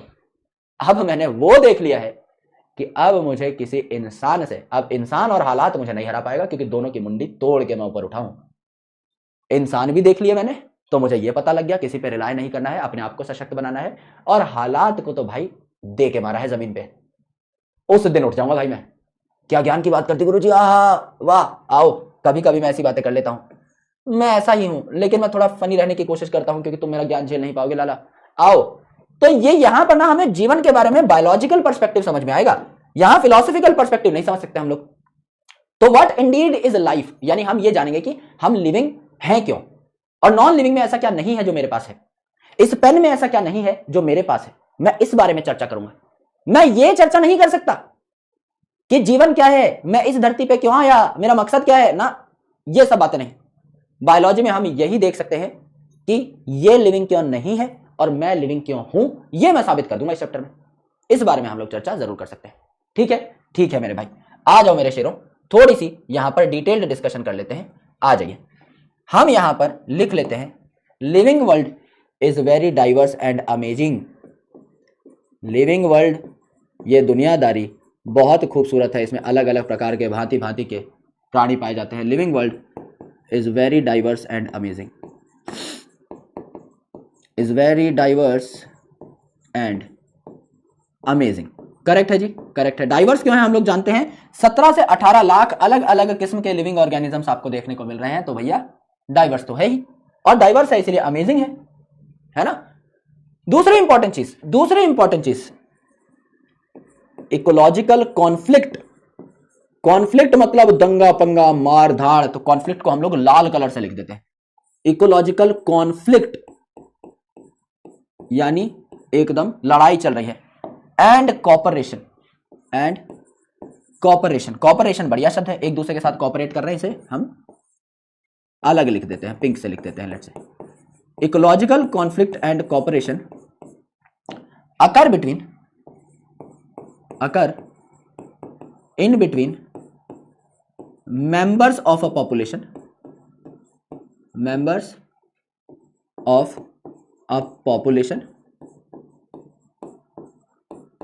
and organisms in a community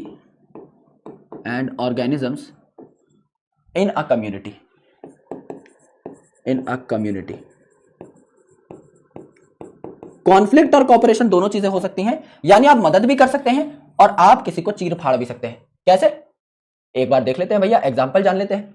जैसे अगर आप बात करें यहां पर कॉन्फ्लिक्ट की, तो कॉन्फ्लिक्ट में क्या हो जाएगा मेरे शेर, कॉन्फ्लिक्ट में क्या हो जाएगा, टाइगर ईट्स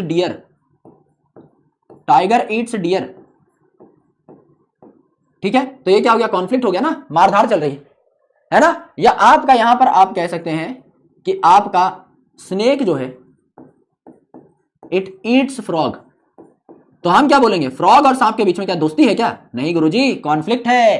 टाइगर और डियर के बीच में क्या दोस्ती है क्या, नहीं गुरुजी कॉन्फ्लिक्ट है। लेकिन अगर आप बात करें कॉपरेशन के बारे में, तो कॉपरेशन क्या है, वीपू भैया helping you to understand biology, cooperation ही तो है, मैं मदद ही तो कर रहा हूं।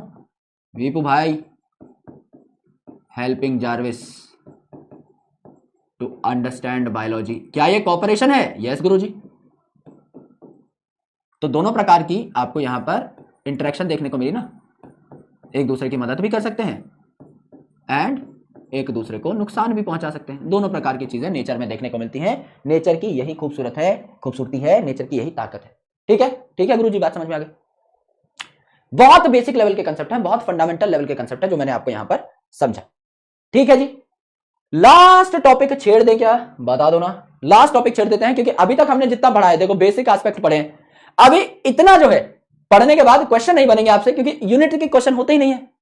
हालांकि मैं आपको प्रोवाइड कर दूंगा, लेकिन बट आज जो मैं क्वेश्चन लेकर के आया था, हमने सोचा था मेरे भाई कि थोड़ा आगे तक की बात कर लेंगे, लेकिन बेसिक कॉन्सेप्ट में खूब टाइम लगाया, और लगाना भी चाहिए। फंडामेंटल कॉन्सेप्ट को तो टाइम देना ही चाहिए सर, वहां क्यों काम चोरी करें, बिल्कुल नहीं करनी चाहिए। इसीलिए हम एक लास्ट टॉपिक पढ़ लेते हैं। टाइम हमारे पास क्योंकि पूरा है दोस्त, टाइम हमारे पास बची है 35 मिनट, तो थोड़ा सा एक लास्ट टॉपिक पढ़ लेते हैं। सिर्फ मैं डेफिनेशन लिखवा देता हूं, जिससे कि कल जब हम आगे बढ़ रहे हो तो हम सीधा इस टॉपिक पे आ जाएं, व्हाट इज लिविंग के ऑल ऑर्गेनिजम्स ग्रो वाले टॉपिक पे आ जाएं। सिर्फ ये 4 लाइनें पढ़ा देता हूं, क्योंकि ये आपके एकदम अलग है। आगे का जो टॉपिक है ये एकदम ही अलग ही लेवल का है, तो इसको हम लोग बाद में पढ़ लेंगे। ठीक है, तो एक लास्ट टॉपिक में आपको पढ़ा देता हूं। हेडिंग डाल लीजिए फटाफट मेरे शेरों, हेडिंग डाल लीजिए characteristic and defining features of living organisms. Heading डाल लीजिए characteristic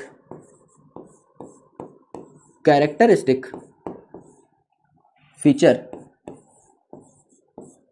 and defining feature of living organisms. Characteristic feature and defining feature of living organisms.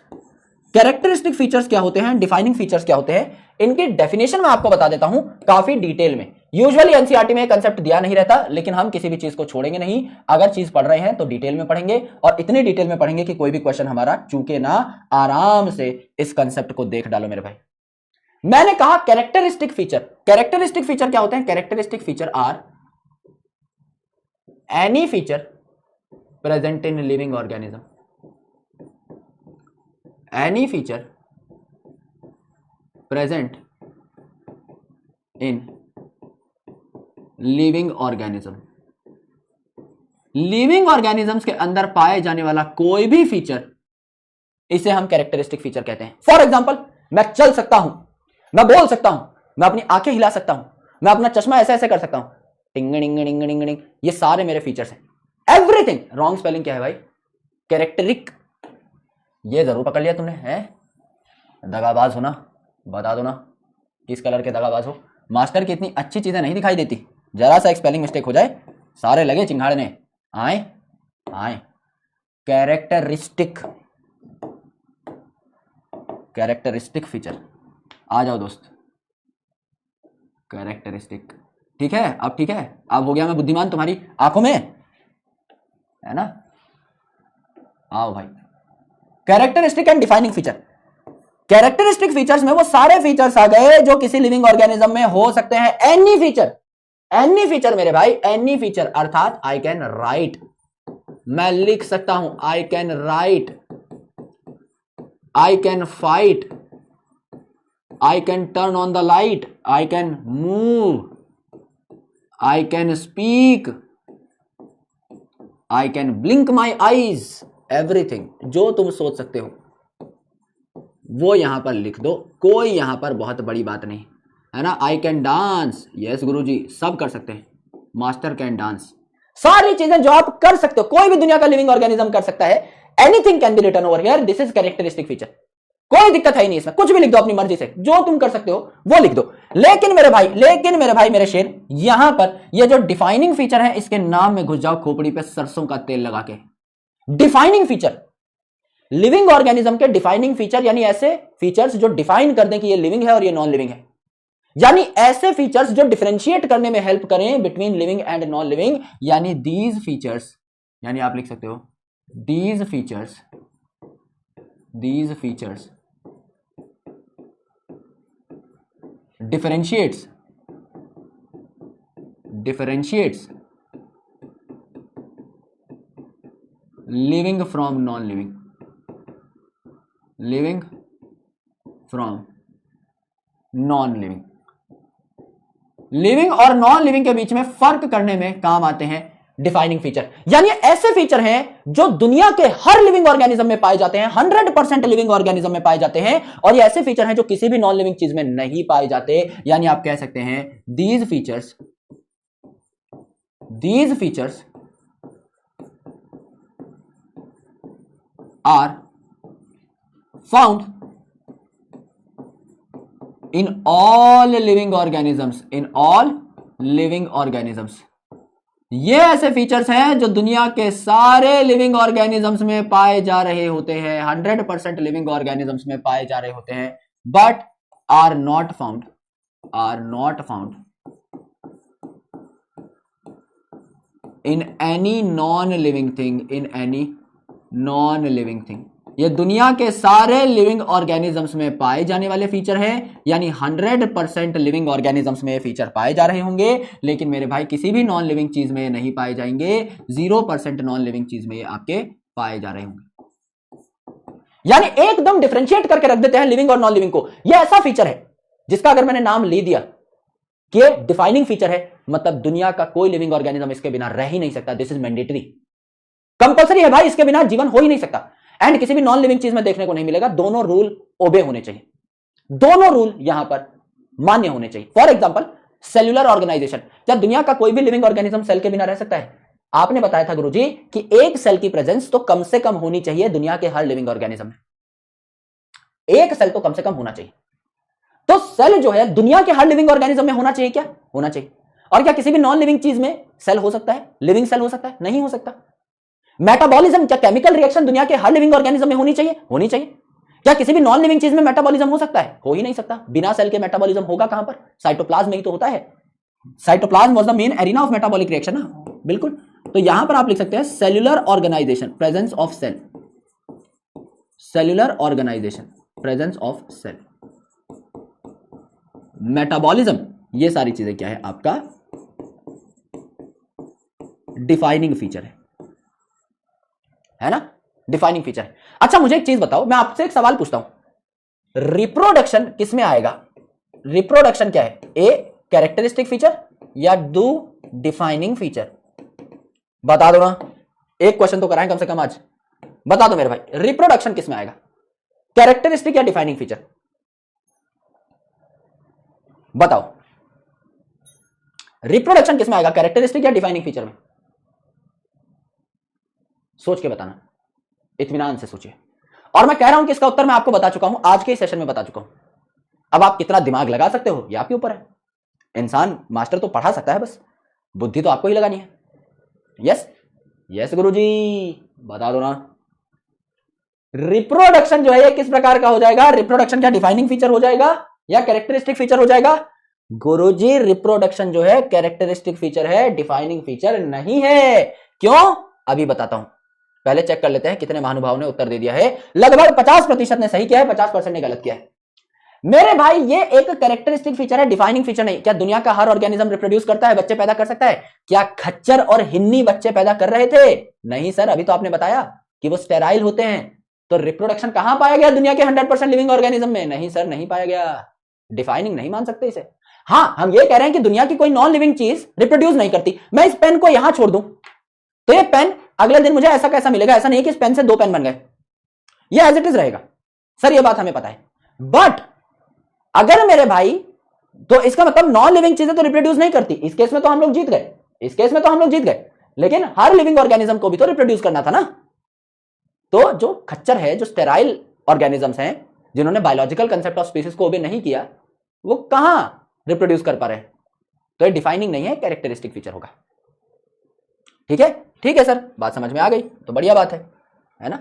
तो रिप्रोडक्शन यहां पे आ जाएगा, रिप्रोडक्शन यहां पे आ जाएगा। इसके बारे में डिटेल डिस्कशन करेंगे भैया, खूब डिस्कशन होगी। अभी तो हमने चैप्टर शुरू भी नहीं किया है ना, अभी तो इसके बारे में डिटेल डिस्कशन होगी। तो कई सारी चीजें हैं, जैसे हमने यहाँ पे डांस लिखा, ब्लिंकिंग माय आईज लिखा, इसी प्रकार से और कई सारी चीजें हैं जो एनसीईआरटी में आपकी लिख रखी हैं। जैसे कि भैया ग्रोथ हो सकता है, कई ऑर्गेनिज्म ग्रोथ शो करते हैं, रिप्रोडक्शन शो करते हैं, ability to sense environment, environment को सेंस करते हैं, है ना। ये आपकी ऐसी चीजें हैं जो लिविंग ऑर्गेनिज्म में पाई जाती हैं। इसके अलावा और चीजें हैं, मेटाबॉलिज्म शो करते हैं, रेप्लिकेशन करते हैं, सेल्फ ऑर्गेनाइज, खुद को ऑर्गेनाइज रखते हैं, कोई चोट लग जाए तो उसको करेक्ट करते हैं, इंटरेक्शन इमरजेंस शो कर सकते हैं। ये सारी बातें आगे रिपीट होंगी, तो इसको आप चाहो तो इस पैराग्राफ को छोड़ सकते हो, ये आगे हर एक शब्द रिपीट होगा।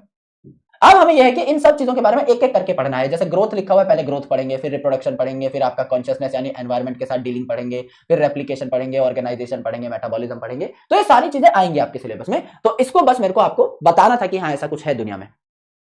आगे और डिटेल में बात करेंगे, ठीक है। तो बेसिक बेसिक लेवल की चर्चा की है आज हमने, कोई घनघोर चर्चा की नहीं है, कोई घनघोर चर्चा की नहीं है। मेन टॉपिक को तो हमने छेड़ा भी नहीं। क्वेश्चन सारे यहां से शुरू होते हैं, ऑल ऑर्गेनिजम्स ग्रो से, यानी ग्रोथ पढ़ोगे, रिप्रोडक्शन पढ़ोगे, मेटाबॉलिज्म पढ़ोगे, सेलुलर ऑर्गेनाइजेशन पढ़ोगे, ये सारी चीजें आएंगी। इसमें अब आपको डिटेल में घुसना है। अभी आपकी छुट्टी कर दे रहा हूं भाई, 20-25 मिनट पहले छुट्टी कर दे रहा हूं। एनसीईआरटी में नहीं है, एनसीईआरटी आपको जितनी मैं पढ़ा रहा हूं उतनी ही पढ़नी है। नई एनसीईआरटी की रीडिंग आप मेरे साथ साथ लगा लीजिएगा। पुरानी एनसीईआरटी का जितना मसाला है क्लास में मिल जाएगा। मैं जो बोर्ड पे लिखवा रहा हूं वो पत्थर की लकीर है, उससे ऊपर जाने की जरूरत नहीं, ठीक है। ओल्ड एनसीईआरटी से कुछ याद आया? कुछ ओल्ड एनसीईआरटी देखना चाहोगे? कुछ ओल्ड एनसीईआरटी दिखाऊं, अच्छे अच्छे एनसीईआरटी दिखाऊं? मेरे पास आई एम अ बिब्लियोफाइल, तो I have around more than 4000 books. So मेरे पास ना, मेरे को कुछ शौक है विंटेज बुक्स कलेक्ट करने का। You want to see some vintage NCERT books? If you want to see, मैं आपको कुछ दिखाता हूं, है ना। क्वेश्चन आज नहीं करेंगे, थोड़ा डिटेल का टॉपिक पढ़ेंगे तो क्वेश्चन करने में मजा भी आएगा। तो आज क्वेश्चन नहीं करेंगे। क्या मैं आपको कुछ अच्छी किताबें दिखाऊं, बढ़िया किताबें दिखाऊं, है ना? आओ कुछ दिखाता हूं। जिन जिनको शौक है मेरे भाई वो रुक सकते हैं, बाकी अभी पढ़ाई का जो मामला है वो खत्म हो चुका है, ठीक है। आ जाओ। सबसे पहले ये 2 एनसीईआरटी, अभी तो देखो एनसीईआरटी पत्ती पत्ती हो गई। ये 2 एनसीईआरटी हैं, पेज नंबर बता देता हूं। ये 11वीं की एनसीईआरटी है, बायोलॉजी टेक्स्ट बुक 11वीं। ये एनसीईआरटी है लगभग 25 साल पुरानी, सन 2000 की एनसीईआरटी है, यानी 26-27 साल पुरानी है। इसमें 11th क्लास की एनसीईआरटी में 362 पेजेस हैं। आज तो घट के 300 से भी कम पेजेस हो गए। एंड ये 12th क्लास जो है पहले ज्यादा डिटेल्ड होती थी। 12th class was more detailed initially, अब तो 11th ज्यादा डिटेल्ड है, 12th तो और कम कर दिया बोर्ड के चक्कर में। यहां पे आपके 410 पेजेस हैं, इसके अंदर 400 पेजेस क्रॉस हो गए। ये आपकी लगभग 25-26 साल पुरानी एनसीईआरटी है, पहले आती थी, है ना। ये हमने देखी। एक एनसीईआरटी है विच इज सो विंटेज, ये एनसीईआरटी मेरे पापा के टाइम की है, जिस टाइम पर पिताजी पैदा हुए थे उस टाइम की एनसीईआरटी है। लगभग 1970 के आसपास की एनसीईआरटी है। ये देखो पीछे लिखा हुआ है NCERT, national council of education training and research. NCERT का लोगो भी बना हुआ है, अगर आपको दिखाई दे रहा है तो। गत्ता एकदम चीथड़े उड़ चुके हैं, येलो कलर प्रिंट है और कटक कटक करके इसके पेज खुलते हैं। तो येलो कलर के पेजेस में उस टाइम पर जो है पहले ब्लीचिंग जो है आपके रिड्यूसिंग एजेंट से करी जाती थी, तो ये पेज बाद में ऑक्सीडाइज हो जाते थे, तो इनका कलर उड़ जाता था, तो ये पीले कलर के हो जाते थे पन्ने। तो यहां पर ये पीले कलर की बहुत डिटेल्ड, बहुत प्यारी एनसीईआरटी, अभी तो आपके काम की है नहीं। तो this is one of the oldest NCERTs Bharat में जो मैंने देखी है अभी तक। मैं बहुत लोगों से मिलता हूं जिनको बुक कलेक्शन का शौक है, तो इससे पुरानी एनसीईआरटी अभी तक मैंने तो किसी के हाथ में देखी नहीं है। तो ये खतरनाक कुछ चीजें हैं, बहुत मजेदार चीजें हैं। यस, तो ऐसा भरमार है अपने पास। बायोलॉजी की तो ऐसी कई सारी किताबें हैं जो बहुत विंटेज हैं, जो आज के दिन में मिलना बंद हो गई हैं मार्केट में, उनको भी हम लोगों ने संजो रखा है भाई, है ना। तो ऐसी कई सारी चीजें हैं हमारे पास। तो this is one of the oldest NCERTs. इसके अलावा मेरे कमरे में भी कुछ बहुत शाही किताबें हैं, तो वो सारी हम लोग कभी कभी दिखाते रहेंगे, कुछ कुछ मन करेगा तब। आज मेरे भाई, आज हम घर पे हैं, तो आज मैं आपको एक स्पेशल गेस्ट से मिलवा देता हूं, है ना। ये देखिए, सबसे पहले आपके लिए एक टॉपर्स किट है। अगर आप हैंडबुक लेना चाहते हैं या नीट के पिछले 10 साल के पेपर लेना चाहते हैं, मॉक टेस्ट लेना चाहते हैं, तो ये एक टॉपर किट है जो आपको बहुत कम प्राइस में मिलती है, लगभग 1300 में। तो आप इसको अवेल कर सकते हैं। नीचे डिस्क्रिप्शन में आपको लिंक टीम जो है डाल करके दे देगी। तो कई सारी बुक्स आपको मिल जाती हैं फॉर रिवीजन, ये बहुत बेटर है, ये आप एक बार देख लीजिएगा। तो मैं आपको आज अपने एक खास अजीज मित्र से मिलवाता हूं, ठीक है। गाना वाना तो होता रहेगा यार, अब यहीं पे करते रहेंगे सारी बातें। गाने से ज्यादा इंपॉर्टेंट कुछ है, आओ मैं देखता हूं वो है कि नहीं, फिर मैं तुम्हें मिलवाता हूं। He is my little brother. क्योंकि आप अर्जुना में हो तो आप मिले नहीं होगे, there are very high chances कि आपने देखा नहीं होगा अभी तक। तो मैं आपको दिखाता हूं, बहुत मस्त प्राणी है, आता हूं लेके, है ना।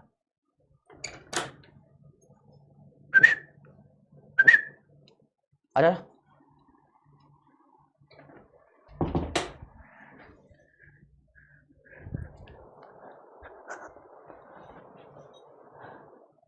हेलो कर दो, देखो सो रहा था भाई। इससे मिलो भाई। अरे देखो यार, कैमरा में देखो, और देखो उधर उधर उधर, सोते हुए को उठा लिया। आता रहेगा अभी क्लास में, है ना। इससे मिलो भाई। ये है हमारा अजीज, हमारा मित्र, हमारा दोस्त मिस्टर चिकलू। मिस्टर चिकलू को हाय बोल दो सारे के सारे। कहीं डालना मत यार, है ना, बीमार हो जाता है, थोड़ा सेंसिटिव सा है। मिस्टर चिकलू को हाय बोल दो, लो ऊपर बैठ जाओ, आ जाओ, सबको नमस्कार कर दो। नमस्कार चिकलू। अरे करो भाई, भोग रहा है, डरा रहा है, सोया हुआ था, बहुत मस्त है, आलसी है, बहुत आलसी है। चोर आते हैं तो हमें बताना पड़ता है इसको कि चोर आ गए हैं, तो जाके उनके पैर चाटने लगता है। इसके बस का कुछ भी नहीं है। ये सिर्फ मेरी तनख्वाह पे पलने आया है इस दुनिया में, पर बहुत प्यारा है। उधर देखो। नींद में बावड़ा हो रखा है भाई। वो देखो, खुद को तो देख लो कम से कम कंप्यूटर में। वो देखो सामने शक्ल देखो एक बार खुद की। अलग ही लेवल का बंदा है भाई ये, सारे दिन सोता रहता है भाई, मस्त आदमी है। जीवन हो तो इसका, मम्मी पापा इसका बहुत ख्याल रखते हैं, बच्चे की तरह पालते हैं इसे। बच्चे कुत्ते की तरह पाल दिए, कुत्ता बच्चे की तरह पाल रहे हैं। अलग ही लेवल की किस्मत लेके आए हैं। वेरी गुड बेटा, शाबाश। ऐसे खाओ पियो सो जाओ। माफ़ी चाहते हैं तुम्हें, हमने इतना परेशान कर दिया। कहीं डालना मत यार प्लीज़, है ना। तभी इसको लेके आते रहेंगे। बीमार नहीं होना चाहिए अपना सिर। जाओ तुम खेलो, सो जाओ।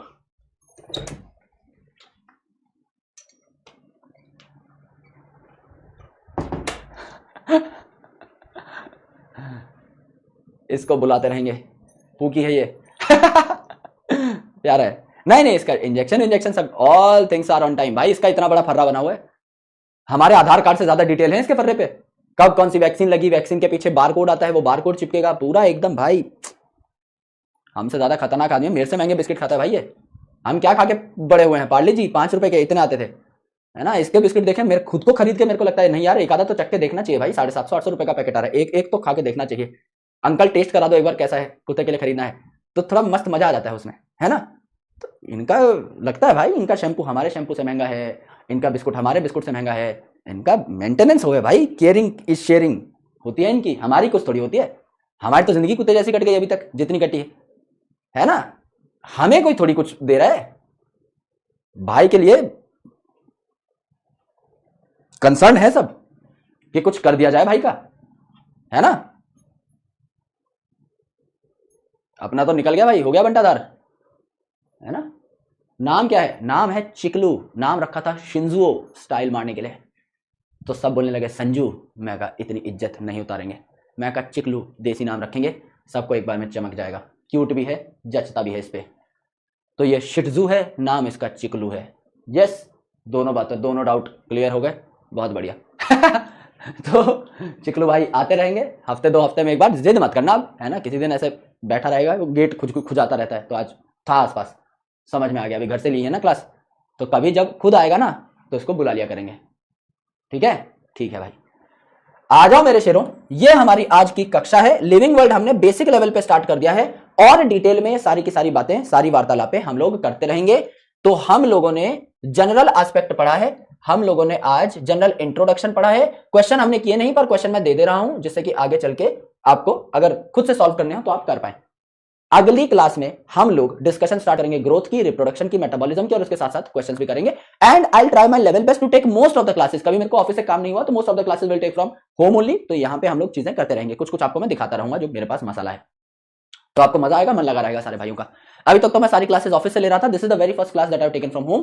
तो यस, थोड़ा सा अब हम और मौज मस्ती वाले मूड में आ जाएंगे घर पे, ये और प्यार से पढ़ाई करेंगे, ठीक है। ऑल राइट एवरीवन, चलो मेरे भाई, लॉट्स ऑफ लव। आज हमने चिकलू भाई की एंट्री कराई, आगे सुर सम्राट भी बना जाएगा, ठीक है। कई चीजें दिखाऊंगा, कई चीजें हैं मेरे पास, तलवारें वलवारें ये वो, जब भी कुछ मन हो तो मुझे बताना। मैं अपने सारे खिलौने तुम्हारे साथ शेयर करना चाहता हूं। मैं दिखाना चाहता हूं कि मास्टर ने अडल्ट मनी कहां खर्च की है, ठीक है। ठीक है भाई, तो 15 मिनट पहले छोड़ रहा हूं, कुछ नहीं पढ़ना है। होमवर्क क्या है, भाग जाओ यहां से, यह है तुम्हारा होमवर्क। आज कुछ नहीं करना है। अब अगला सेशन जो होगा जहां हम मेन चैप्टर स्टार्ट करेंगे, उसी दिन मैं डीपीपी दूंगा, इसलिए आज मैंने डीपीपी भी नहीं दिया क्योंकि ये टॉपिक डीपीपी लायक है ही नहीं, इट इज वेरी जनरल। तो आगे मैं सारी की सारी चीजें जो है आपको दिखाता रहूंगा और हम डिस्कस करते रहेंगे। तो डीपीपी भी अगले सेशन में आपको मिलेगी। एंड उसके बाद आगे इस चैप्टर को हम लोग कोशिश करेंगे, we will try our level best, हम लोग कोशिश करेंगे। थोड़ा सा शेड्यूल आपका चेंज हो सकता है ट्यूसडे को ही हमारी क्लास भी आ जाए, तो बहुत ज्यादा इंतजार करना नहीं पड़ेगा। हो सकता है ट्यूसडे को ही हमारी क्लास लग जाए, तो वो भी हम लोग एक बार चेक कर लेंगे कि क्या सिनेरियो बैठ रहा है। तो ट्यूसडे को अगर क्लास हुई तो 4 से 6 हम लोग ले लेंगे, कुछ उथल पुथल होगी उस दिन, ठीक है। तो वो भी we will check it out. Alright, चल अपना ध्यान रखिए। कोई भी डाउट है तो नेक्स्ट क्लास में ले आना, क्योंकि बहुत बेसिक कॉन्सेप्ट है, तो नेक्स्ट वाले के साथ, क्योंकि आज जो आपको डाउट लग रहा होगा वो अगले क्लास में वैसे भी खत्म हो जाएगा, क्योंकि ये सारी चीजें दोबारा से डिस्कस होंगी, ठीक है। वन शॉट दे देते हैं भाई। सेल साइकिल सेल डिवीजन का वन शॉट अभी डलवा देता हूं, आपने अच्छा याद दिलाया, अभी फोन करके डलवा देता हूं, बना हुआ है मेरा, ठीक है, वो डलवा देते हैं, ठीक है। तो टाइम मिले तो वो देख सकते हो आप संडे को आराम से, अगले वीक तक। वो आपका कॉल है कि आपको कब देखना है, वो आप अपने हिसाब से कर लोगे, ठीक है। चलो यार, लॉट्स ऑफ लव, बहुत बहुत शुक्रिया। क्योंकि अभी देखो नीट का पेपर आने वाला है, अगले वीक नीट का पेपर है, अगले संडे। तो हमारी कुछ मैराथन्स भी होंगी, मेरी भी होंगी, समाप्ति मैम की भी होंगी। तो क्लासेस हो सकता है मैं और समाप्ति मैम आपस में एक एक क्लास एक्सचेंज कर लें, है ना, कि किसी दिन उनकी क्लास है तो वो मेरी क्लास ले लेंगी यहाँ पे बैच में, और यूट्यूब पे मैम अपनी क्लास ले लेंगी। And accordingly we will shuffle, कि किस दिन मेरी यूट्यूब पे क्लास है तो मैम मेरी बैच में क्लास ले लेंगी, और मैम की जब यूट्यूब पे क्लास होगी तो मैं उनकी बैच में क्लास ले लूंगा। तो वी विल इंटरचेंज, वो आपको पता लग जाएगा, वो शेड्यूल में आ जाएगा आपके पास, ठीक है। तो आप अवेयर रहोगे उस चीज के लिए, तो टेंशन लेने की जरूरत नहीं। ऑलराइट, चलो मेरे भाई, लॉट्स ऑफ लव, जय हिंद, बहुत बहुत शुक्रिया। आप सर समरी और सिग्निफिकेंस ऑफ मियोसिस पहले करा दी थी, मियोसिस के मैकेनिज्म से पहले, वो हो चुका है, ठीक है।